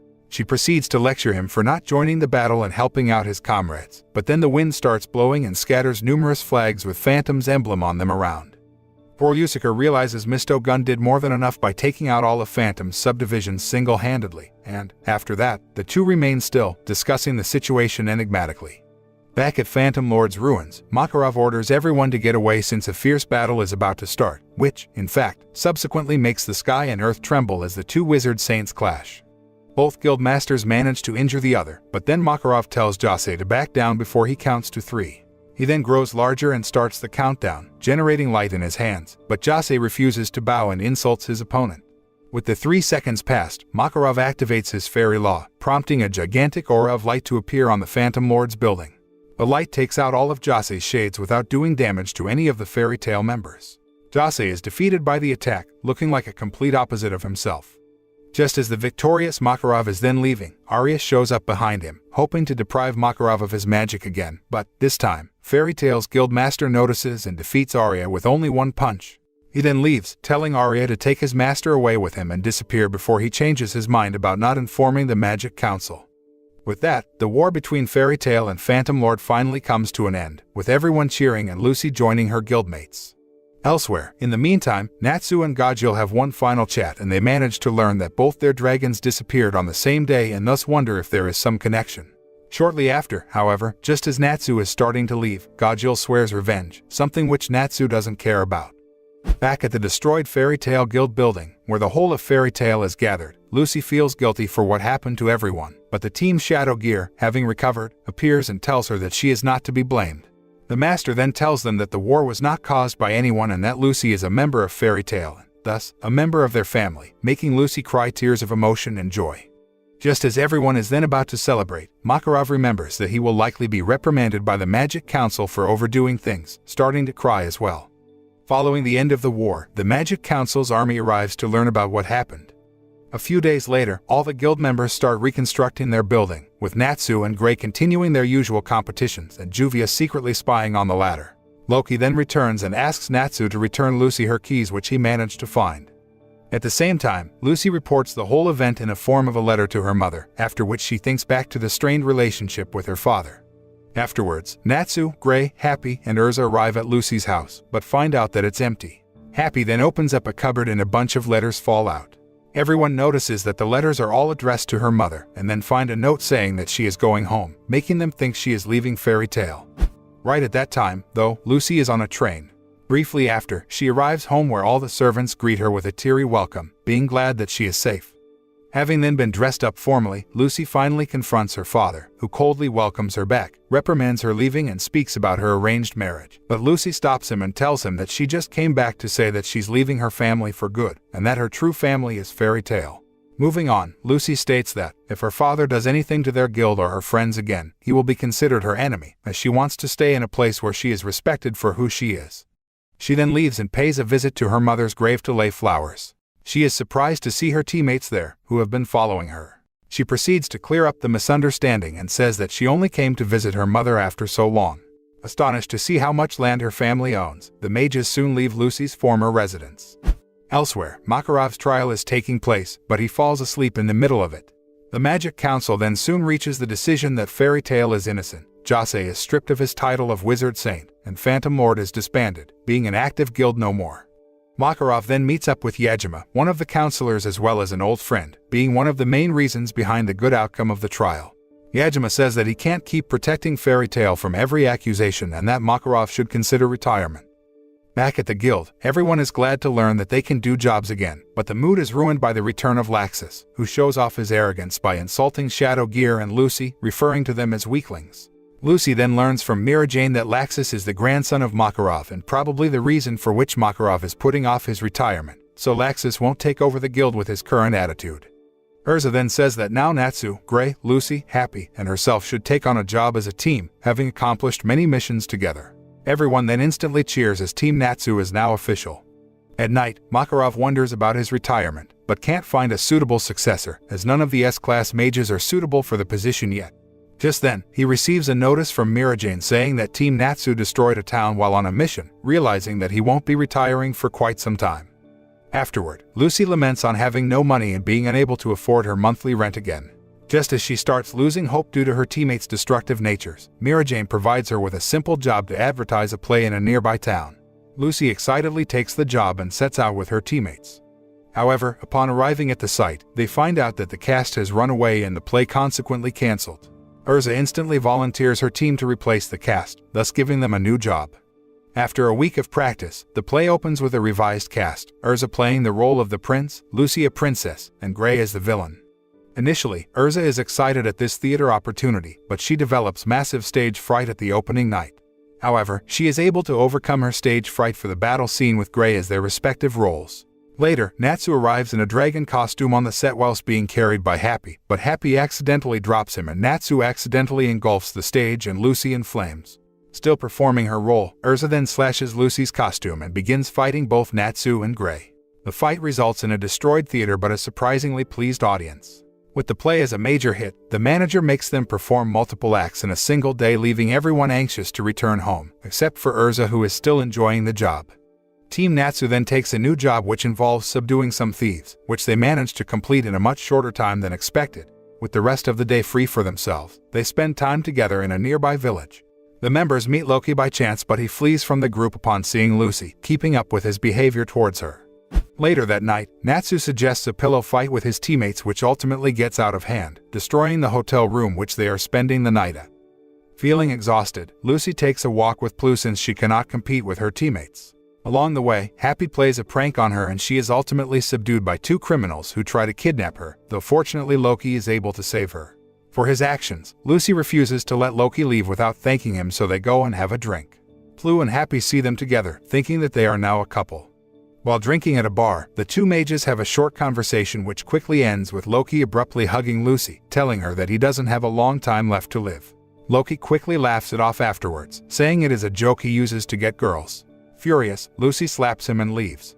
Upon returning to the guild, Natsu and Gray are covered in bandages from their pillow fight and start arguing over who won. They try getting Lucy to decide for them, but she icily shrugs them off, still upset with Loki's previous actions, scaring and silencing the two men.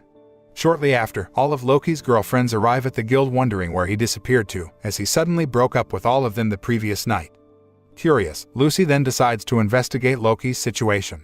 With Crux's help, she discovers that he once had a relationship with Karen Lilica, a famous celestial spirit mage from Blue Pegasus who died a few years ago.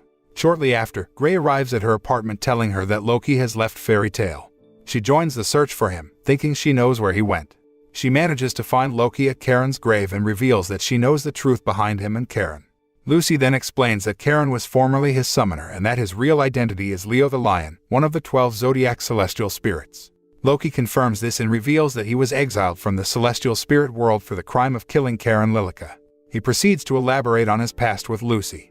A few years before, Loki, then known as Leo, was one of Karen Lilica's celestial spirits. As a prominent mage of Blue Pegasus, Karen was corrupted by her fame and became very conceited and arrogant, especially towards her celestial spirits whom she treated more like tools than living things. One day, while being followed by an entourage of lustful men, Karen summoned Ares to entertain them all in her place so that she would not have to deal with them herself. Despite Ares' discomfort regarding the task, she was forced to complete it by Karen. The guild master, Bob, witnessed the event and warned Karen not to treat her celestial spirits so poorly, otherwise she would suffer as well. But Karen interpreted Bob's words as Ares telling her off to him. While in her home, she summoned Ares and sentenced her to staying in the human world for 7 days as punishment, despite the fact that the act would likely kill her. Before Karen could do so, Leo suddenly changed places with Ares and gave Karen an ultimatum: sever her contract with him and Ares or lose her opportunities to work with other celestial spirits in the future. When Leo proved that he could not be sent back by his summoner, as he came of his own accord, thus preventing Karen from summoning others, he left to the nearby ruins and told Karen to come and find him once she met his demands. However, Karen stubbornly refused to give in. After 30 days, she pleaded with him to return to her, promising not to mistreat Ares anymore, though she has refused, for Leo was able to see through her deceit. Angered, Karen attacked Leo and proclaimed that once he died, she would summon Ares and treat her 10 times as worse before leaving him. After 3 months, Loki found that while his vitality was still draining, he could live in the human world much more bearably. He decided to go forgive Karen, only to discover that she had gone on a mission and ended up being killed. Hearing this, Loki was overcome with guilt and subsequently blamed himself for her death. After finishing his story, Loki begins to fade away from existence from his overextension in the human world, but Lucy refuses to let him die and tries to think of a way to open his gate. Desperate, Lucy attempts to open Loki's gate forcefully and nearly merges with his life force, which would make her disappear as well. Loki pleads for her to stop, saying he doesn't need to be saved, but Lucy refuses and officially declares her wish to change the rules of the celestial spirit world for his sake. Suddenly, the celestial spirit king appears before them, much to their shock. He reminds Lucy that despite Loki not breaking the rules directly, he still caused Karen's death and is not allowed to return to the celestial spirit world. Lucy stubbornly argues that Loki should be allowed to return for all of the suffering that he has endured. Though the celestial spirit king agrees, he states that he cannot break the rules and therefore cannot save even his own friend. With her will and determination, Lucy summons all of her zodiac celestial spirits and Pluto stand by her decision, an astonishing feat considering that most celestial spirit mages can only summon one at a time. The feat proves to be too tiresome for Lucy already, as she collapses from the life-threatening action while her celestial spirits disappear. Seeing her resolve, the celestial spirit king decides to make an exception and allows Loki to return to the celestial spirit world due to Lucy's resolve to save him.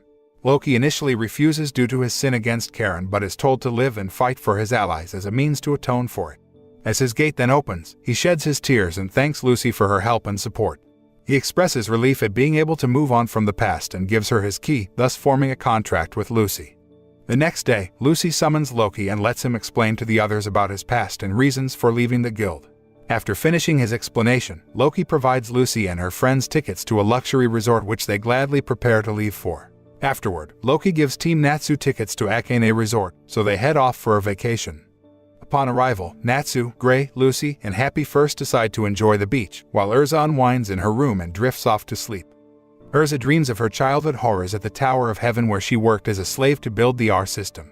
She hides in a corner and cries as Jello Fernandez's voice whispers to her that freedom is just an illusion. Erza then wakes up and looks at herself in the mirror.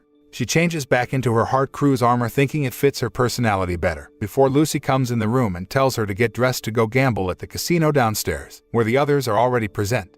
Erza then changes her clothes into a rose-patterned dress and heads out. At the casino, Natsu gets angry when he loses a roulette game. As Gray plays at slots, Juvia reveals herself and admits that she decided to tag along. Natsu starts complaining again, when suddenly, a block-headed man named Wally Buchanan appears and tells him how to enjoy himself in an adult place, to Natsu and Happy's surprise. Wally then points a gun to Natsu's head, while everyone in the casino starts running in horror.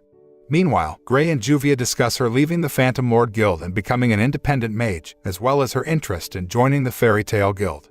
Just then, another man named Simone appears in front of them, swatting Juvia aside and demanding to know where Erza is. At the same time, Erza is playing a card game when suddenly one of Erza's childhood friends, Sho, comes in to rotate dealer positions. Erza stares at Sho, shocked to see him. Sho remarks how it's been a while since they last saw each other, but Erza is still surprised to see that Sho is safe. Meanwhile, Simone asks Gray about Erza's whereabouts a second time. Juvia suddenly appears ready to attack in her water form, intending to protect Gray and buy him some time to go find Erza.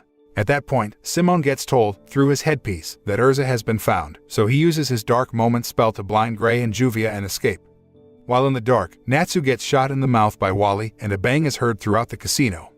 When the light reappears, Sho is gone but reappears behind Erza and shows her his magic card by displaying the trapped people inside his card deck by his card conversion spell, remarking that he learned to use magic too.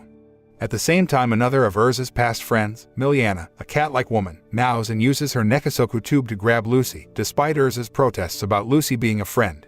Sho finds this remark insulting, saying that he thought they were friends too, until Erza betrayed them. Wally then reanimates himself to where Sho and Miliana are and tells Sho to calm down while also complimenting Erza's beauty. Simone also appears as Lucy falls to the ground with her hands and feet tied. Lucy asks Erza why they are all calling her sister, and she replies that they are old friends, which triggers Wally to point his gun at Lucy, much to Erza's shock. Wally reanimates his hand behind Erza and shoots her with a sleeping bullet instead.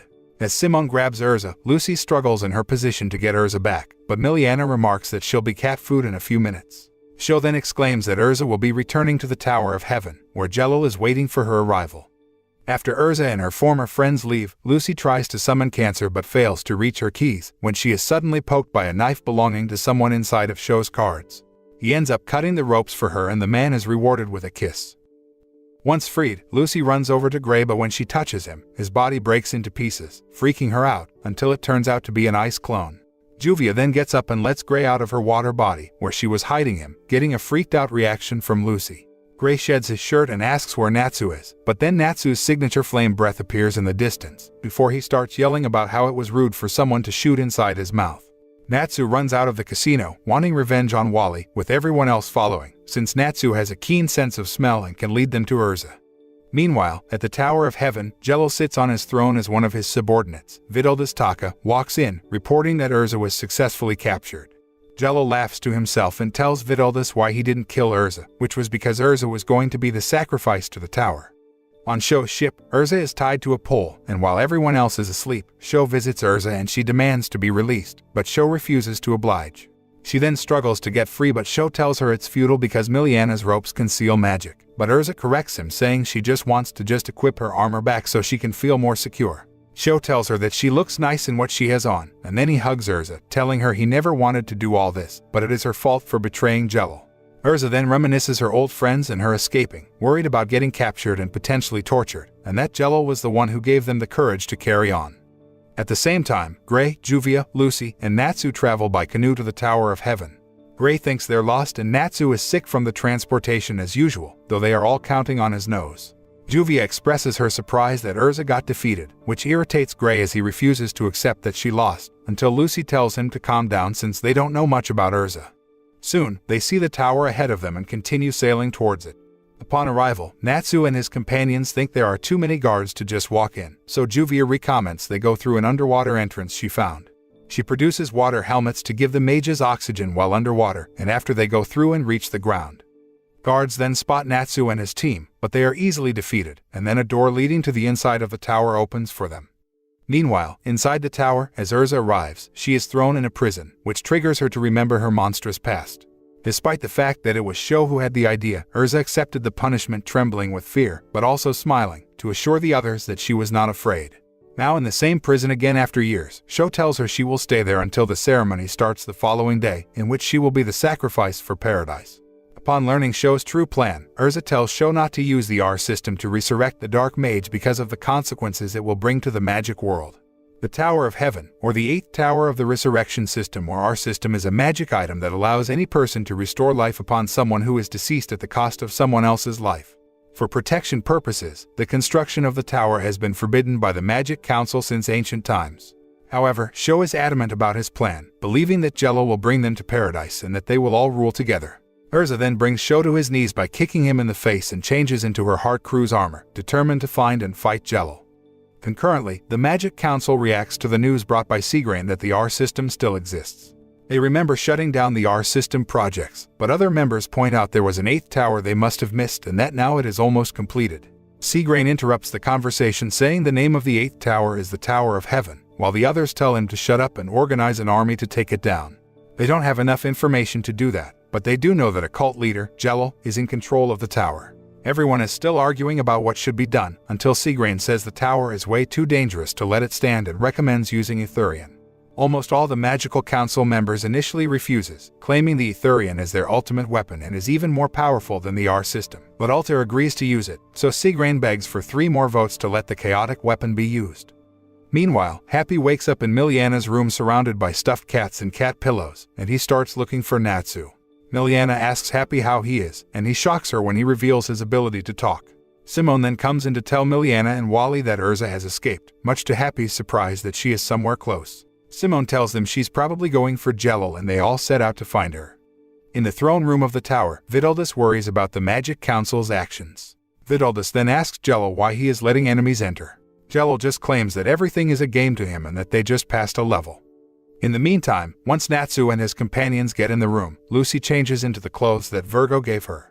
More enemies start running towards the group until Erza shows up and fights her way through them, asking about Jello's whereabouts. Although surprised to see her friends at first, she then tells them to go back and that this is her problem to deal with, but Natsu refuses, as they have even abducted Happy. Erza decides to tell her friends everything she knows about the R system, meanwhile reminiscing that when Jello was captured, she and the other slaves decided to fight for their freedom, starting a rebellion, but by then, Jello had completely changed. 10 years ago, a cult tried to build a tower to resurrect the fearful and terrifying dark mage Zeref by using the R system, also known as Tower of Heaven. They used slaves to build it, and Erza happened to be one of them along with Wally, Sho, Miliana, Jello, and Simone. After an escape attempt, Erza was taken to the dungeons and was tortured with such severity that she lost her right eye. Her friend Jello arrived to save her and told her they had to fight to survive, but then was caught by another guard and received a beating, while Erza was sent back to her prison. After that, Jello was possessed by what he believed was the dark mage Zeref, which greatly altered his former kind personality to a more violent one, making him almost completely insane. No longer able to take the abuse, Erza attacked the guards and started a revolution which at its inception appeared to be successful. The sudden presence of mages, however, began to dampen the slavers' chances at victory, and all seemed lost the moment a magic blast came towards Erza, until Rob, another slave that was forced to work on the R system and has fairy tale tattoo on his back, interfered, saving Erza, but sacrificing his life while doing so. To see Rob, who had nurtured her in the manner of a grandfather, blown to dust in an attempt to save her life seemed to unlock something inside of Erza, and she awakened her magic. In a vengeful fury, she manipulated all kinds of weapons and tools like pickaxes and shovels in her proximity and sent a barrage of steel at her captives. In that moment of rage, she ended the revolution, defeating all her enemies. While the others went on the boat to go home, Erza went back in the dungeons to look for Jello. Already possessed by Zeref, Jello attacked Erza, telling her he was going to complete the R system to resurrect Zeref's body in order to find his true freedom. Jello easily finished off the guards who were torturing him, despite Erza's attempts to stop him, and even attacked Erza herself with darkness magic. Erza remembers Jello telling her not to tell anybody about the tower or he would kill everyone, and she then woke up on another island, crying about the events she had just witnessed. Back in the present, Erza wipes her tears in front of her friends, and claims she will be the one to face Jello. Erza then tells her friends about Zeref and how the R system is being used to resurrect him. She explains that he was the cruelest and most powerful dark mage in history, and also the creator of Lullaby, and probably Deliora. Suddenly, Sho appears, having overheard everything Erza said, furious about Jello manipulating him and his friends, since he told them all that Erza planted bombs in their ships and that if Jello hadn't noticed, everyone would have died. Jello then made everyone get back to work on the tower, claiming it was a sign that the tower must continue to be built. Erza assures Sho she would never do that, confusing him. Simone then approaches the group, revealing that he knew Jello was lying all along and that he always trusted Erza, who then comforts Sho saying she was too weak in the past but is stronger now. Then they all decide to work together and stop Jello. After finally arriving at Miliana's room, Natsu tries on a cat-themed costume head but soon finds himself stuck. When Wally tries to ambush him again, Natsu is saved by Miliana, who believes that he is a real cat and doesn't want Wally to hurt him. Natsu is nearly killed again when Wally points a gun at his head, but Miliana stops him once again. Wally convinces Miliana that he is not, in fact, a cat, and the two attack in tandem, but Natsu is saved by Happy this time.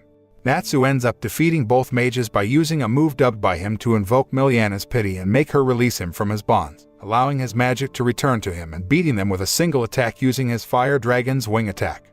Jello then tells Vidaldus that Simone and Sho have betrayed them, but that he doesn't mind since this is also part of the game. Vidaldus just tells Jello to hurry up with the ceremony, but he gives the former the job of fighting for him instead, with Vidaldus awakening his true form, and his allies, Fukuro and Ikaruga, appearing alongside him. Jello then announces that it's their turn to move. Afterward, Jello uses magic to send an audio to everyone in the tower, telling them that it's time to begin the Paradise game. The rules are to try to prevent him from using Erza to resurrect Zeref, and that they must get past Vidaldus, Fukuro, and Ikaruga to get to him. He then lets everyone know that the Etherian will also hit them soon and destroy the tower, so they have an unknown amount of time and that they could potentially all die.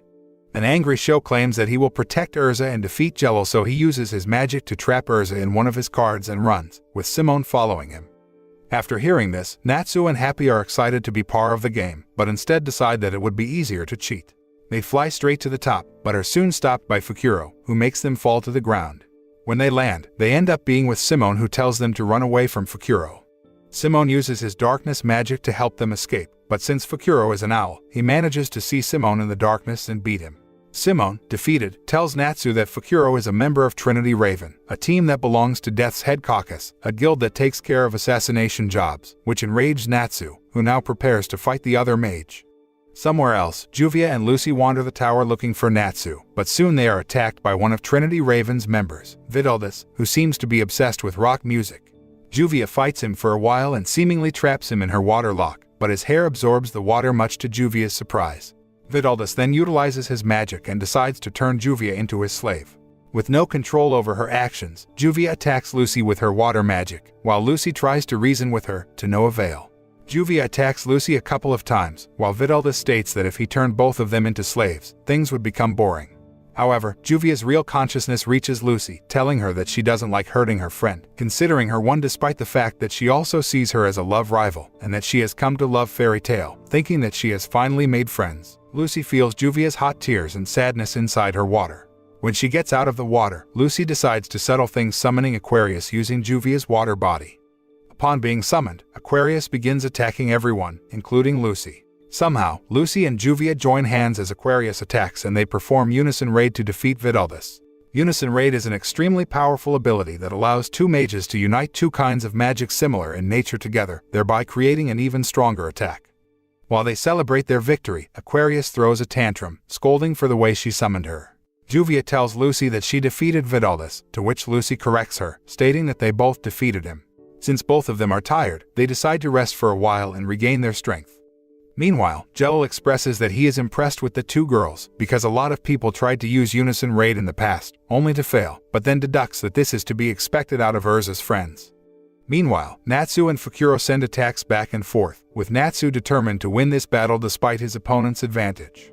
Natsu faces trouble as Fukuro launches his missile to get a hold of him, resulting in his motion sickness kicking in, which Fukuro takes advantage of and, amazingly, eats Natsu. Happy tries to attack Fukuro, but the assassin, unfazed, uses Natsu's fire magic to bring Happy down, revealing that he is able to absorb the magic of the mages he eats. Upon learning that, Happy tells Gray that Fukuro has eaten Natsu, and Fukuro explains that in around 10 minutes, Natsu's body will dissolve. Gray decides to take the matter into his own hands and attacks Fukuro, but since he has absorbed Natsu, he uses Natsu's fire magic to counter Gray's ice magic. The arduous fight between Fukuro and Gray continues, with Gray still under Fukuro's fire, until he manages to freeze the flames and tells Fukuro that they can't be Natsu's, as they are not as powerful as the original ones. Fukuro is impressed with Gray's magic, to the point that he wants to capture Gray as well. During the fight, Gray remembers his younger days. Once, Kana talked about how Erza was always by herself. Afterward, Gray found Erza sitting alone and he immediately challenged her to another fight, but then saw her crying. Instead of challenging her, he asked her why she was always by herself, and she replied that she liked being alone and did not feel comfortable around others, to which Gray angrily responded that she should not be all alone and crying. Back in the present, as Fukuro attempts to attack him, Gray freezes his mouth and says that they don't have time to play around. With all these memories powering up Gray, he finishes Fukuro off with his powerful ice magic. At the same time, when the remaining members of the council reject the idea of using Etherian, Seagrain resorts to revealing that Jello's aim is none other than to resurrect the Dark Wizard Zeref, pointing out the gravity of the situation. The council is shocked at the revelation and asks Seagrain to tell them everything he knows. Afterward, the council votes again, with 8 in favor and 1 against Seagrain's proposal, resulting in the Etherian being now approved of. Yajima, who is against it, asks Seagrain if he's ready to accept the consequences of firing it and all the death he is about to cause, with Seagrain replying that he is. Meanwhile, 27 minutes remain until Etherian is fired. One of the Magic Council members, a mage named Org, thinks that they may have made a mistake in firing it. But another member states that they need to take full responsibility when it comes to maintaining order in the magic world, and that they absolutely must not allow Zeref to be revived. At the same time, Jello tests Altair's resolve and loyalty, and then mentions that if Etherian fails, they would probably all die. Unbeknownst to them, Yajima is eavesdropping on their conversation. Back in the tower, Sho keeps looking for Jello and still has Erza trapped in his card. He runs into the final member of Trinity Raven, a female mage named Ikaruga, who proceeds to greet him. Sho attacks, telling her to move out of the way as he is not interested in fighting her, but she cuts through all his attacks. Ikaruga then attacks Sho while Erza tries to tell him that he is no match for her. However, Ikaruga attacks Erza, managing to slice through the card, with Erza defending herself. Fortunately, Erza successfully manages to break free out of Sho's card, having Ikaruga to thank for that.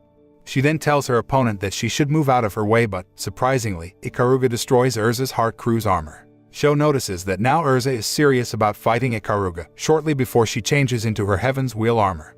However, Ikaruga destroys that armor too. Erza's opponent attacks her again, using a flame attack. Erza then requips rapidly into the Flame Empress armor to defend herself. Nonetheless, this armor is quickly destroyed as well. Ikaruga praises Erza's ability to use requip so fast, and she suggests that Erza uses her strongest armor, and she obliges, deciding to use the Purgatory armor.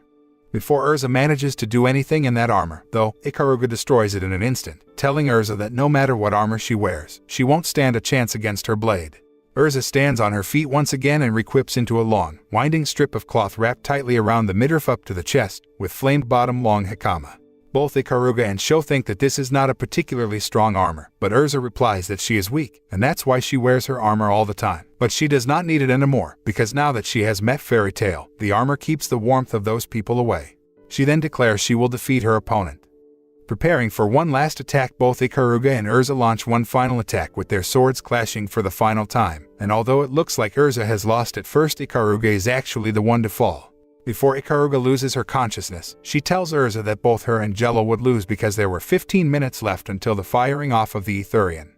Erza orders Sho to find Simone and take her friends from Fairy Tail out of the tower, and that she is going to settle things between her and Jello.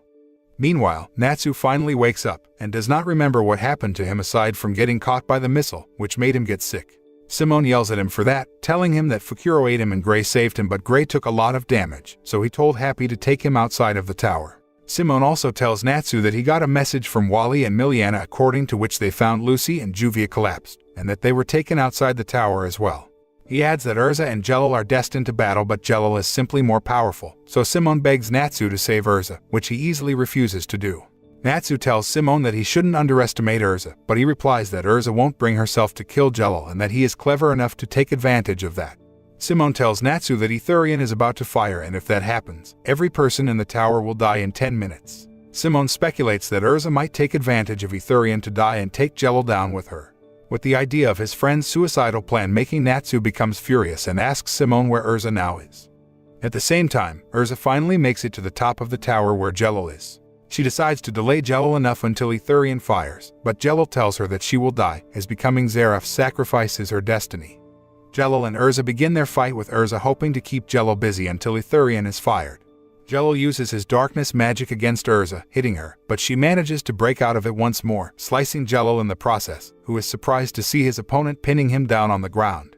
Erza keeps wondering what Jello is after, and speculates that something as big as the R system would probably need tons of magic power to be activated, but Jello coldly reminds her that in a few minutes, Etherian will be fired. Erza gets angry and wonders whether he means to die, but Jello tries to make her give up by saying that his body has been possessed by Zeref and that he is nothing more than a doll doing his bidding. Back in Era, Etherian finishes charging and all the Magic Council members pray. Meanwhile, outside the tower, in the escape boat, Happy sees the light, hoping that Natsu and Erza can manage to get out of there in time. At the tower, Jello confesses that he knew he could not finish the R system, but Zeref would not let him stop.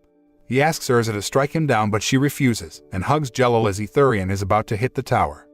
Upon Etherian finally hitting the tower, an ominous smirk appears on Jello's face. Outside, the tower is seemingly destroyed and the escape boat that Lucy and the others are aboard gets caught in the waves until Juvia protects them using her water magic. However, both the mages and the council members are shocked to see the tower still standing, with Lucy speculating that everyone inside it must still be alive. Back at the tower, Simone is surprised that he is still alive while Natsu wonders what just happened. Meanwhile, Erza realizes that Jello tricked her. Indeed, he explains that the true form of the tower is a giant lacrima, and thanks to the council's attack, he succeeded in gathering the power he needed to resurrect Zeref. Back at Era, everyone demands explanations from Sigrain, with Yajima yelling at him as he teleports away. Much to Erza's surprise, Sigrain teleports to the tower and unites with Jello, proving to be the same person, as well as a ploy of the latter to manipulate the council into firing Etherian. As the two merge, Jello states that his powers have come back to him. In Era, everyone wants to know what happened, and the headquarters starts to crumble, with Yajima witnessing Altair using her magic to destroy the council, saying that Jello's dream has finally been realized. Back at the tower, Erza tries to fight Jello, but he easily dodges her attacks, stating that thanks to Altair, his plans have finally been realized. Jello then reveals that he used a bind snake to bind Erza's movements, which he planted on her when they hugged, and that all he needs now is Erza as a living sacrifice, whose body will be composed and decomposed into Zeref's new body. Thankfully, Natsu arrives just in time to pull Erza out, not intending to let her die. Erza then tearfully pleads with Natsu to leave and not to fight Jello because she is afraid of the consequences, but Natsu is confident that he will win. Natsu then knocks Erza unconscious as he turns his attention to Jello, who asks him if he enjoyed striking his friend who couldn't even move. Natsu replies that she was not herself and that he will defeat Jello to bring the old Erza back. During the fight, Natsu has the upper hand at first, attacking Jello several times using his flames. However, Jello states to be disappointed in Natsu's strength and then proceeds to attack Natsu. Since Natsu can't keep up with Jello's meteor spell, he tries to predict his movement but fails to do so. Afterward, Jello attacks Natsu using his Grand Chariot, which causes huge damage to both Natsu and the tower, with Jello regretting that action and saying to himself that he should not risk Zeref's resurrection by further damaging the tower. However, Natsu hears that and starts attacking the tower directly, claiming breaking things to be Fairy Tail's specialty and that he is more fired up than he has ever been before. As the battle continues, Erza wakes up only to see Natsu getting beaten by Jello's meteor again. Natsu taunts Jello, angering him even more when he hits the tower again. Angered by Natsu's actions, Jello launches another attack on him, but Erza shields Natsu and asks Jello if he is going to kill her as well, since she is actually needed for the resurrection ritual. Intending to protect Natsu, Erza prepares to take the attack head-on, but shockingly, Simone gets in front of both of them to protect them. Simone confesses his love for Erza and then dies in her arms, causing Erza to cry and scream in sadness. Enraged with Jello laughing at Simone's sacrifice, Natsu punches him in the face out of rage and then starts eating the giant lacrima, managing to absorb it and reaching the Dragon Force level of his Dragon Slayer magic for the first time. After a fierce battle between an enraged Natsu who has reached Dragon Force and Jello, Jello shouts that he cannot be defeated and that he must bring freedom because Zeref chose him and he was going to build the Kingdom of Freedom. However, before Jello is able to launch the attack, he feels the aftershock of a slash Erza gave him during their fight before and his magic fails. Natsu sees an opening, telling Jello that he will never achieve freedom by taking away other people's freedom away and that there is no freedom to someone who is possessed by a ghost and he should free himself first. Natsu charges at Jello's chest, punches him as hard as he can and then finishes him off with a huge smash to the ground, which leads to Jello's defeat, impressing even Erza with his strength. Afterward, Natsu faints out of exhaustion, but Erza quickly embraces him to prevent him from falling. At that moment, the tower starts to get out of control, and Erza takes the unconscious Natsu and runs, hoping to find an exit soon.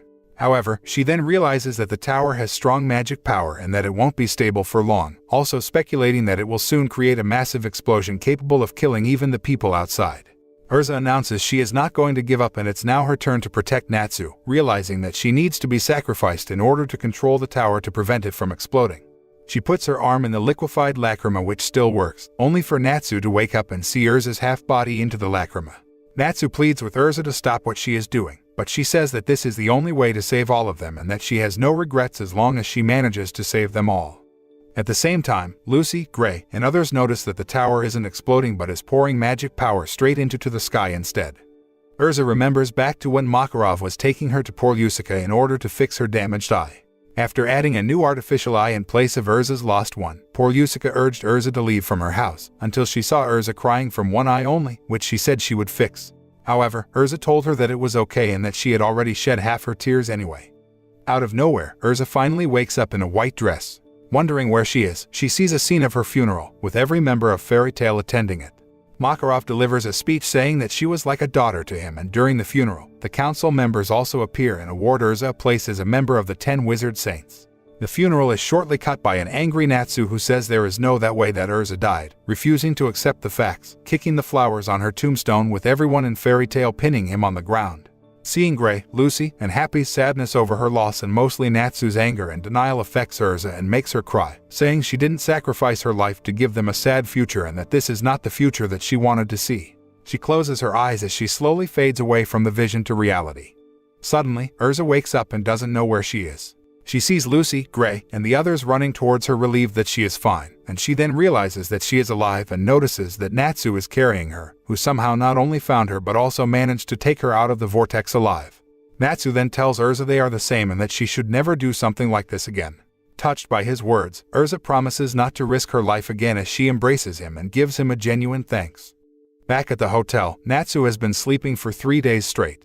Wally, Miliana, and Sho apologize to Erza, and she tells them that since they don't have a place to go, they can join Fairy Tail. While she takes them to introduce them to her teammates, she hears Jello's voice telling her that she has become really strong. She starts and turns around and sees nobody, deducing that she heard nothing after all. The next day, Lucy is in her room, while Erza enters the room, and asks Lucy where Sho and the others are. When Lucy seems to not know either, Erza tells her to tell Natsu and Gray to prepare some fireworks. While Sho, Wally, and Miliana decide to go on the journey to discover the outside world, Erza prepares for them the Fairy Tail farewell ceremony.